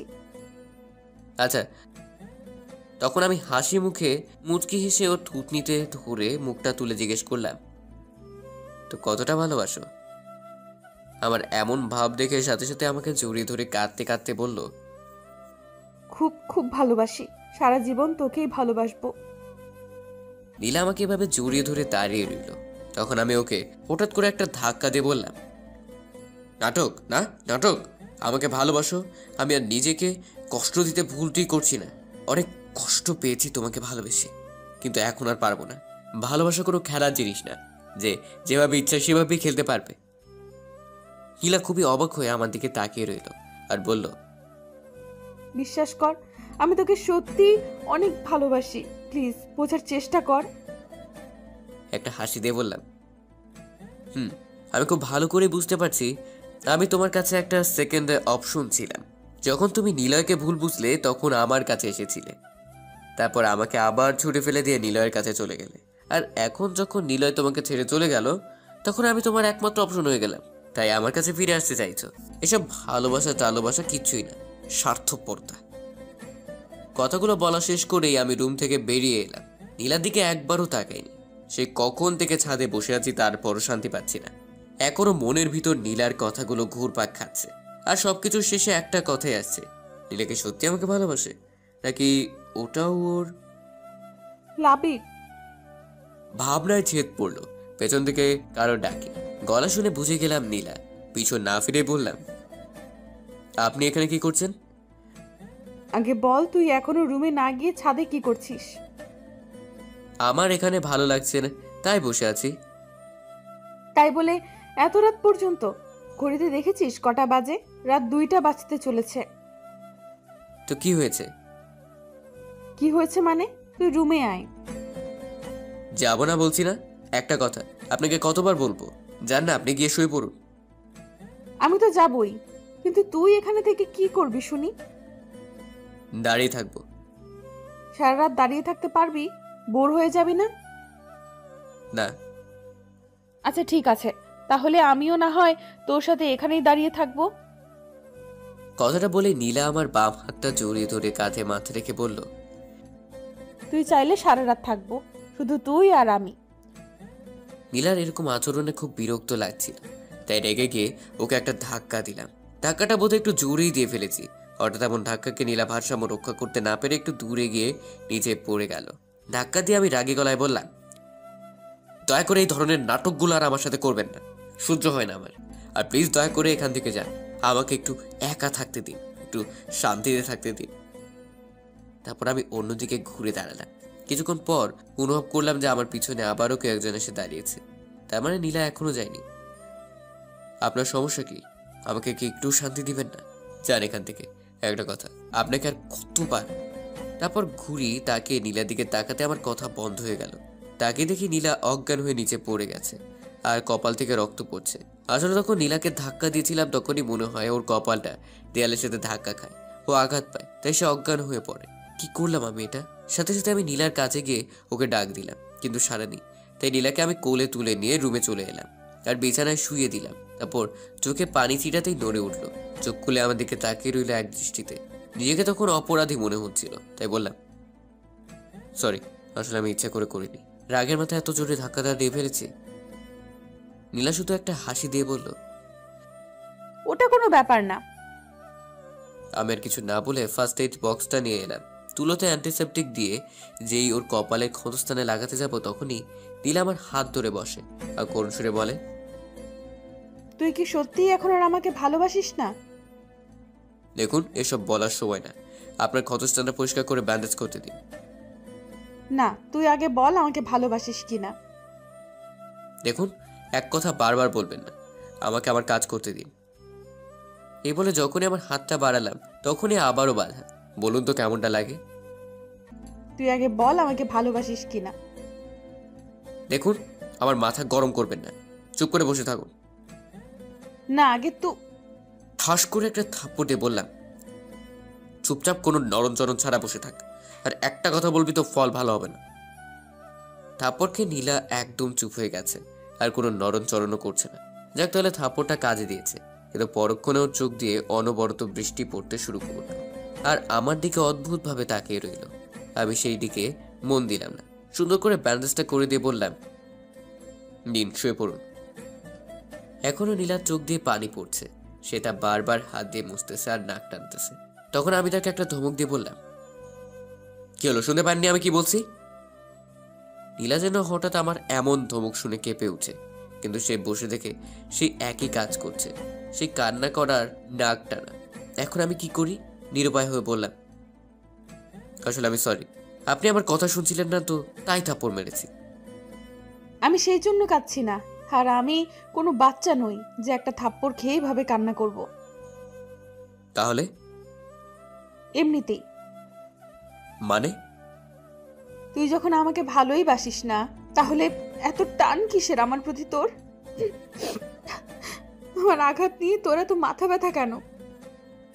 এখানে ভালোবাসার কিছু নেই, আর আপনার আঘাত নিয়েও আমার কোনো প্রকার মাথা ব্যথা নেই। আঘাত যেহেতু আমার কারণে লেগেছিল, তাই এসব করছি। ও আচ্ছা, তাহলে ধন্যবাদ। এখানে ধন্যবাদের কিছুই নেই। বললামই তো আমার কারণে হয়েছে, তাই। হ্যাঁ, বুঝতে পারছি। যা ঘুমা গিয়ে, আমার জন্য আর তোকে কষ্ট করতে হবে না। আপনিও ঘুমিয়ে পড়ুন। আমার ঘুম নিয়ে তোর ভাবতে হবে না। আমি আর কিছু বললাম না, সোজা সোফাতে এসে শুয়ে পড়লাম আর সাথে সাথে এক লাফে উঠে গেলাম। এ কি, সোফা ভিজা কেন? এখানে পানি এলো কই থেকে? আমাকে বলছিস? এখানে তো আপনি ছাড়া আর কেউ নেই। হ্যাঁ, আপনাকে বলছি, এখানে পানি এলো কই থেকে? আমি কি জানি, হয়তো রুমে বৃষ্টি পড়ছে, নয়তো বা বিড়ালে হিসু করে দিয়েছে। মজা করছেন আমার সাথে? একদম না। আচ্ছা, তোর সোফাতে ভেজা, তাহলে তুই ঘুমাবি কই? তুই তো আর বিড়ালের হিসু করা জায়গায় ঘুমোতে পারিস না, আর তোর তো আবার জ্বরের অ্যালার্জি আছে। এক কাজ কর, আজ রাতে তুই না হয় আমার সাথে খাটেই ঘুমাতে পারিস, আমার কোনো প্রবলেম নেই। দরকার নেই, আপনাকে আমার জন্য কষ্ট করতে হবে না। আমি না হয় ছাদের রুমে ঘুমাবো, নয়তো বা এই ফ্লোরে। তোর ছাদের রুমে তো কালকে আন্টি তালা লাগিয়ে দিয়েছে, আর তুই ফ্লোরে ঘুমাবি, সেই সাহস আছে তোর? সমস্যা নেই আমার সাথে ঘুমাতে, আমার খাটটা যথেষ্ট বড়ই আছে। কি ঝামেলা পড়লাম রে বাবা, ফ্লোরে ঘুমাতে পারবো না কারণ অ্যালার্জি। তখন সামনে নীলার দিকে তাকিয়ে দেখলাম আমার মুখের দিকে তাকিয়ে মুখ টিপে টিপে হাসতেছে। বাহ, ভালোই মজা নিচ্ছে। আমার কাছে আর দ্বিতীয় কোনো অপশন নেই, তাই চুপচাপ বিছানাতে উঠে যাচ্ছিলাম, তখনই নীলা বলল, ওই দাঁড়া দাঁড়া। কি হলো? আগে যা ওয়াশরুমে গিয়ে কাপড় চেঞ্জ করে আয়, পেছনটা একেবারেই ভিজে গেছে। তাকে দেখে সত্যি সত্যি ভিজে গেছে লজ্জার ব্যাপার, পেছনটা শুধু ভিজেছে। তাই চুপচাপ ওয়াশরুমে গিয়ে কাপড় চেঞ্জ করে এসে বিছানায় শুতেই নীলা কঠিন কণ্ঠে বলল, এই শোন, বিছানায় থাকতে দিয়েছি বলে একদম আমার ধারে কাছেও ঘেঁষতে চেষ্টা করবি না। কোনো রকম সুযোগ নেওয়ার চেষ্টা করলে কিন্তু। এই শুনেন, আমার ক্যারেক্টার না এতটা লুজ না। আশা করি এতদিনে হয়তো বুঝতে পেরেছেন। তা ঠিক আছে, তবুও বলে দিলাম নিজের সেফটির জন্য। আচ্ছা ঘুমা তাহলে। হঠাৎ করে ঘুম ভাঙলেই দেখি নীলা আমাকে আষ্টে পৃষ্ঠে জড়িয়ে ধরে বুকের উপর ভর করে শুয়ে আছে। আর সেটা আসলে আমার সারা মুখে ওর ঠোঁটের ছোঁয়া অনুভব করছিলাম। আর নীলা বলছিল, এই তোর এত ভাব কেন শুনি? আমি তোকে এত করে বলছি ভালোবাসি ভালোবাসি, তারপরও তুই আমাকে বিশ্বাস করছিস না। আমাকে এতগুলো কথা শোনালি, আমি নাকি এই আমি নাকি সেই। খুব কষ্ট হচ্ছিল তখন জানিস, কিন্তু তারপর আবার খুশিও হয়েছিলাম যখন তুই রেগে গিয়ে আমাকে আপনি না বলে তুমি বলছিলি। আমি ঠিক বুঝে নিয়েছিলাম তুই এখনো আমাকে প্রচন্ড রকম ভালোবাসিস। কথাটা বলে নাকে আর একটা কিস, তারপর আবার বলতে লাগলো, কিন্তু তুই আমার উপর ভীষণ রেগে আছিস তাই না? সেই জন্যই তুই আমাকে ভালোবেসেও লুকিয়ে রেখেছিস শুধুমাত্র ইগোর কারণে। আমি সব বুঝে গেছি, তাই তুই যাই করিস না কেন আমি তোকে কোনোভাবেই ছাড়ছি না, বুঝলি? তারপর বুকের উপর থেকে নেমে গিয়ে নীলা পাশ থেকে জড়িয়ে ধরে বলল, আগে তো ভালোবাসি ভালোবাসি করে আমার পেছনে খুব ঘুরতি। আমি না হয় তখন বুঝতে পারিনি, তাই বলে তুইও বুঝবি না যে আমি কতটা ভালোবাসি? আমি শুধু চোখ বন্ধ করে সবকিছু শুনছি আর মনে মনে হাসছি। তখন নীলা আবার বলল, চিন্তা করিস না, আমিও খুব ভালো করে জানি কি করতে হবে। আজকে তো শুধু বিছানাতে শুয়েছি, তোকে দিয়ে যদি ভালোবাসি কথাটা না বলাতে পারি তাহলে আমার নামও নীলা না। এই বলে গালে একটা লম্বা কিস করলো। আমিও মনে মনে বললাম আমিও দেখবো। অতঃপর নীলা আমাকে জড়িয়ে ধরেই ঘুমিয়ে পড়ে। আমার খুব ইচ্ছে করছিল ওকে জড়িয়ে ধরে ঘুমাতে, কিন্তু সে ইচ্ছে দমিয়ে রেখে ঘুমিয়ে পড়লাম। লাবিব, আই লাবিব, ওঠ ওঠ না। ঘুম ঘুম চোখে বললাম, কি হলো, ডাকছেন কেন? আমি ওয়াশরুমে যাব। তো জান না, আমাকে কেন ডাকছেন? ঘুমাতে যান তো। কিন্তু তুই যদি আমাকে এভাবে জড়িয়ে ধরে রাখিস আর যদি ছেড়ে না দিস তাহলে যাব কি করে বলতো? নীলার কথা শুনে খেয়াল হলো যে আমি নীলাকে জড়িয়ে ধরে শুয়ে আছি। সাথে সাথে ওকে ছেড়ে দিয়ে প্রায় লাফিয়ে পিছিয়ে গেলাম। আর এতটাই পিছিয়ে গেছি যে ধূপ করে খাট থেকে নিচে পড়ে গেলাম। আমি নিচে পড়ে যেতেই সাথে সাথে নীলা আমার দিকে এগিয়ে এলো আর আমাকে নিচে পড়ে যেতে দেখে সেই হৃদয় কারা মাতাল করা হাসিটা দিল। কতদিন এই হাসিটা শুনিনি। খাটের কিনারায় বসে নীলা হেসেই চলেছে। প্রথম প্রথম হাসিটা ভালো লাগছিল, কিন্তু যখন ননস্টপ হেসেই যাচ্ছে তখন গিয়ে আমার ইজ্জতে লাগলো। আমি উঠে দাঁড়িয়ে বললাম, এবার হাসার কি আছে, এটা জাস্ট একটা অ্যাক্সিডেন্ট ছিল। অ্যাক্সিডেন্ট? দেখুন, একদম হাসবেন না বলে দিলাম। কিন্তু নীলার এই হাসিটা থামছেই না। বিরক্ত লাগছে এখন হাসিটা। ধুর, এই বলে নিচে আসছিলাম, তখনই নীলা আমাকে পেছন থেকে এই শোনো বলে খাট থেকে উঠে নামতে যাচ্ছিল। তখনই ওর ওড়নার সাথে পা পেঁচিয়ে পড়ে যাচ্ছিল। তার আগেই আমি ধরে ফেলি ওকে। নীলা ভয় পেয়ে চোখ বন্ধ করে একটা চিৎকার দিল। তখন বুঝতে পেরে ও নিচে পড়ে যায়নি। তখন এক এক করে চোখ খুলে, কেন জানি না নীলার ভয় মিশ্রিত মুখটা খুব মায়াবে লাগছিল। আমি অপলক ওর দিকে তাকিয়ে রইলাম। শালা, ও আমার দিকে তাকিয়ে আছে। পরক্ষণে কিছু একটা শব্দে আমার হুঁশ ফেরে। সাথে সাথে নীলাকে নিচে নামিয়ে দিলাম। নীলা মনে হয় লজ্জা পেয়েছে এমন ঘটনাতে, তাই মাথা নিচু করে সোজা ওয়াশরুমে ছুটে যায়। আমি ওর এভাবে চলে যাওয়া দেখে একটা মুচকি হাসি দিয়ে আবার বিছানাতে শুয়ে ঘুমিয়ে পড়লাম। হঠাৎ করে চোখের মধ্যে পানি ছিটা পড়তে আবারও ঘুমটা ভেঙে যায়। আর চোখ খুলে সামনে তাকাতে আমার চক্ষু চরক গাছ। নীলা এখন আমার সামনে ভেজা চুলে শুধু শরীরে একটা তোয়ালে পেঁচিয়ে পেছন ফিরে দাঁড়িয়ে আছে। হঠাৎ এমন দৃশ্য দেখে আমি ভ্যাবাচাকা খেয়ে গেলাম, কিন্তু তারপর মুগ্ধ চোখে নীলার দিকে তাকিয়ে রইলাম। নীলা তোয়ালে খুলে শাড়ি পরতেছে। নীলা এখনো দেখেনি যে আমার ঘুম ভেঙে গেছে। আমি উঠে পড়েছি। নীলার শাড়ি পরা প্রায় শেষ। কাঁধের এক পাশে শাড়ির আঁচল ফেলে দিয়ে পিছন ঘুরতে আমাকে দেখে চমকে উঠে বলল, তুই কখন উঠলি? হঠাৎ করে নীলার এভাবে ঘুরে দাঁড়ানোতে আমি কিছুটা ভয় পেয়ে গেলাম। গলা দিয়ে কথা বের হচ্ছে না। কোন রকমে বলতে গেলাম, তাও তালগোল পাখি গেল। কখন উঠলাম? এই তো মাত্র। হ্যাঁ, এখনই উঠেছি। আমি কথাটা বলেই আর ওখানে বসে থাকলাম না, সোজা ওয়াশরুমে ঢুকে গেলাম, কারণ নীলার সামনে বেশিক্ষণ থাকলে ধরা পড়ে যেতে পারে। আসার সময় দেখতে পেলাম নীলা আমার এরকম অদ্ভুত আচরণে অবাক হয়ে তাকিয়েছিল। ওয়াশরুম থেকে ফ্রেশ হয়ে বের হতেই আর এক দফা চমকাতে হলো, কারণ দেখি নীলা দাঁড়িয়ে। কোনো কিছু বুঝে ওঠার আগেই নীলা বলল, কাকিমা ডেকে গিয়েছিল নিচে যেতে, জলদি চল। ও আচ্ছা, চলেন তাহলে। তারপর দুজন একসাথে নিচে এলাম। খাবার টেবিলে বসতেই মা নীলাকে জিজ্ঞেস করলো, এই নীলা, তোর কপালে কি হয়েছে রে? কাম সারছে রে, যদি জানতে পারে এটা আমার কাজ তাহলে তো। নীলা চুপ করে আছে, কি বলবে হয়তো তাই ভাবছে। বিপত্তি হলো নীলা আমার দিকে তাকিয়ে আছে এখন। তা দেখে মা বলল, কিরে লাবি, ওর কপালে কি হয়েছে? আমার গলাটা শুকিয়ে গেল, এখন আমি কি বলি? আরে নীলাও আমার দিকে তাকিয়ে আছে, এই নাকি সে আমাকে ভালোবাসে। কিছু একটা বলে দিলে তো হতো। আর কিছু ভেবে না পেয়ে আমতামতা করে আমাকে বললাম, আসলে আম্মু কালকে রাতে মানে। কিরে এমন করছিস কেন? ভালো করে বল। না, কিছু করার নেই আর। তাই যখনই বলতে গেলাম সত্য কথাটা, তার আগেই নীলা বলে উঠল, আসলে কাকিমা, কাল রাতে আলমারি খুলতে গিয়ে দরজায় বাড়ি লেগে গেছে। তা একটু সাবধানে খুলতে পারতি তো, এত তাড়াহুড়ো করিস কেন? দেখলি তো কি হলো। অতপর মা সবাইকে খাবার দিয়ে দিল। হাফ ছেড়ে শাস্তিতে খাচ্ছিল। আর তখন আবার জেঠিমা বলে উঠল, কিরে নীলা, তোরা কি ঠিক করলি কোথায় ঘুরতে যাবি? নীলা বিন্দু মাত্র না ভেবে সোজা সাপটা উত্তর দিল, না আম্মু, আমরা কোথাও যাব না এখন। সে কি রে, কাল রাতেই তো বললি তুই কোথাও ঘুরতে যাবি, আর সকালে আমাদের জানাবি। তার মানে লাবিব তোকে কিছু বলেছে? এই লাবিব, তুই ওকে কি কিছু বলেছিস? আমি কিছু বলার আগেই নীলা বলল, না না কাকিমা, ওরা কি বলবে, আমি যাব না এখন। কেন ভালো লাগে না? সারাদিন কি শুধু ঘরে বসে থাকতেই ভালো লাগে? না আসলে মানে। নীলা যেন এর পরে আর কিছুই বলতে পারছিল না। ওই সময় নীলার মুখটা দেখে আমারই কেমন যেন লাগলো। তাই আমি বললাম, মা আমরা যাচ্ছি। আচ্ছা। আমার কথা শুনে নীলা আমার দিকে অবাক হয়ে তাকিয়ে থাকলো। তারপর খেয়ে নীলা উপরে চলে গেল। আমিও কিছুক্ষণ পর উপরে চলে এলাম। ঘরে আসতেই নীলা হাস্যজল মুখে এসে আমাকে জড়িয়ে ধরে বলল, আমি জানতাম, আমি ঠিক জানতাম যে তুইও আমাকে ভালোবাসিস।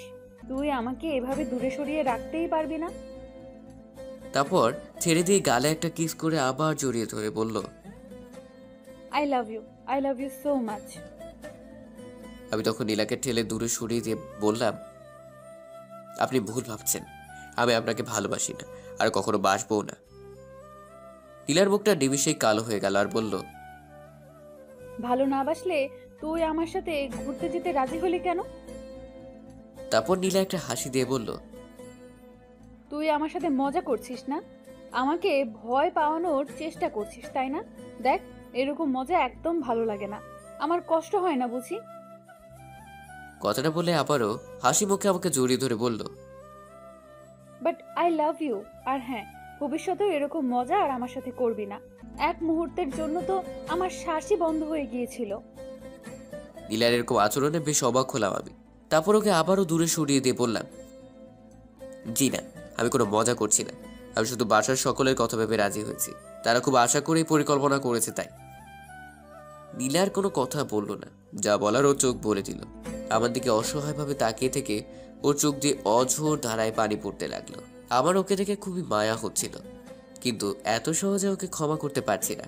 তাই রেডি হয়ে ঘর থেকে বের হওয়ার আগে ওকে বললাম, আর হ্যাঁ, আপনার পছন্দ অনুযায়ী একটা জায়গা সিলেক্ট করে রাখবেন। এই বলে আমি ভার্সিটির দিকে রওনা দিলাম।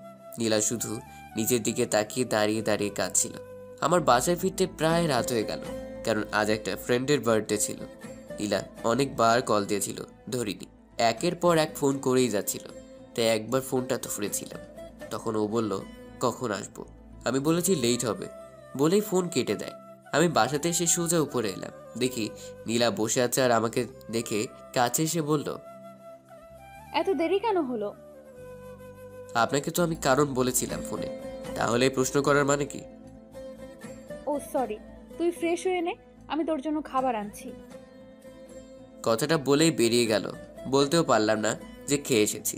কিছুক্ষণ পর নীলা খাবার নিয়ে রুমে আসতেই বললাম, আমি খেয়ে এসেছি। কি? আমি তো নীলা মন খারাপ করে খাবারের প্লেটটা নিয়ে চলে যাচ্ছিল। তখন আমি বললাম, আচ্ছা আপনি খেয়েছেন? সেটা জেনে তুই কি করবি? যেটা বলছি সেটার উত্তর দিন। না, কেন? আসলে আমি ভেবেছিলাম তুই আসলে একসাথে খাবো, কিন্তু তুই তো ও আচ্ছা, আপনি তাহলে খেয়ে নেন। নীলা কিছু না বলে রুম থেকে বেরিয়ে গেল। কিছুক্ষণ বসে থাকার পর মনে হলো নীলা কি আদৌ খাবার খাবে। এই ভেবে আমিও ঘর থেকে বেরিয়ে খাবার টেবিলের কাছে আসলাম। তখন সেখানে বা আশেপাশে নীলাকে পেলাম না। তখন কি মনে করে ছাদে গেলাম, ধারণায় ঠিক। নীলা ছাদের এক কোণায় রেলিং ধরে দাঁড়িয়ে আছে। কাছে যেতে বুঝতে পারলাম কাঁদছে। তাই ওকে পেছন থেকে বললাম, কি হলো, আপনি এখন ছাদে কি করছেন? কিছু না বলে কেঁদেই যাচ্ছে। হ্যাঁ, আপনি খাবারটা খাননি কেন? কি হলো, আমি কিছু বলছি শুনতে পান না? কথাটা বলেই নীলার হাত ধরে আমার দিকে ঘোরালাম। তাকে দেখি এইটুকু সময় কেঁদে চোখ মুখ লাল করে ফেলেছে। তখন নরম গলায় বললাম, এভাবে কাঁদছেন কেন? এমনি। এমনি এমনি কেউ কাঁদে না। কান্নার গতি হঠাৎ করেই বাড়িয়ে দিল। আরে আরে বলবেন তো কি হয়েছে? তোর জন্য। আবার আপনার কি করলাম? তুই আমার সাথে এমন করিস কেন? আমি জানি আমি তোর সাথে অন্যায় করে ফেলেছি, তার জন্য আমি তোর কাছে ক্ষমা চাইলাম। তারপরেও তুই এমন করছিস কেন? আমি এটাও ভালো করে জানি যে তুই আমাকে খুব ভালোবাসিস, কিন্তু জানি না কেন তারপরেও আমার সাথে এমন করিস। আমারও তো কষ্ট হয় নাকি? তুই জানিস না আমার কষ্টে বুকটা ফেটে যায়। কিভাবে বোঝাবো তোকে? হয়তো তুই আমাকে একবারেই ছেড়ে দে, নয়তো বা কাছে টেনে নে। এভাবে আর কষ্ট দিস না প্লিজ। হঠাৎ করে চোখ মুছতে মুছতে সিরিয়াস ভাবে বলল, আজকে তোকে স্পষ্টভাবে বলতেই হবে, তুই আমাকে ভালোবাসিস কিনা বল। কি হলো, কথা বলছিস না কেন বল? শান্ত গলায় বললাম, না বাসি না। নীলা কথাটা শুনে আবার কান্নায় ভেঙে পড়ল আর বলল, তুই আবারও মিথ্যা কথা বলছিস। নীলার এরকম কান্না দেখে আমার হাসি পেয়ে গেল। না, অনেক হয়েছে, আর না, আরো কাঁদলে সমস্যা হয়ে যাবে। তাই আমি নীলাকে কাছে টেনে বুকে নিয়ে বললাম, আলে বাবা লে, আর কাঁদে না, আর কাঁদে না বাবু। ঠিক আছে ঠিক আছে, আমি আর তোমার সাথে এরকম করবো না, সরি। এবার নীলার কান্না দেখে কে বুকে মাথা রেখে কাঁদতে কাঁদতে আমার শার্টটা ভিজিয়ে দিল। অনেক কষ্টে শান্ত করার পর নীলার নাক টানতে টানতে বলল, তাহলে বলো আমাকে ভালোবাসো। বাসি তো, খুব ভালোবাসি। তাহলে আমার সাথে এমন করছিলি কেন? সেজন্য সরি আমার বাবুই পাখিটা। কথাটা বলে কপালে একটা চুমু দিলাম। তখন নীলা বলল, আর আমার সাথে এমন করবে না তো? না, একেবারেই না। তাহলে আমাকে শক্ত করে জড়িয়ে ধরো। তখন আমি নীলাকে নিজের বাহু ডোরে আবদ্ধ করে নিলাম।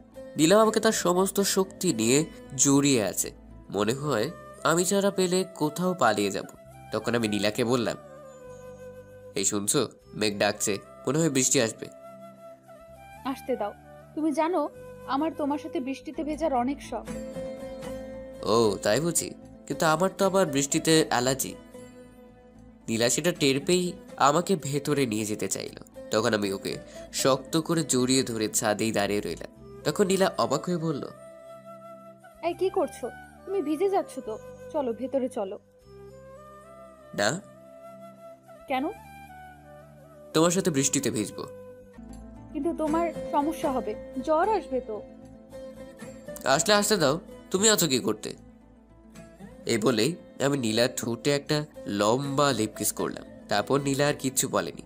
এরপর আমরা হারিয়ে যাই ভালোবাসার পরম সাগরে।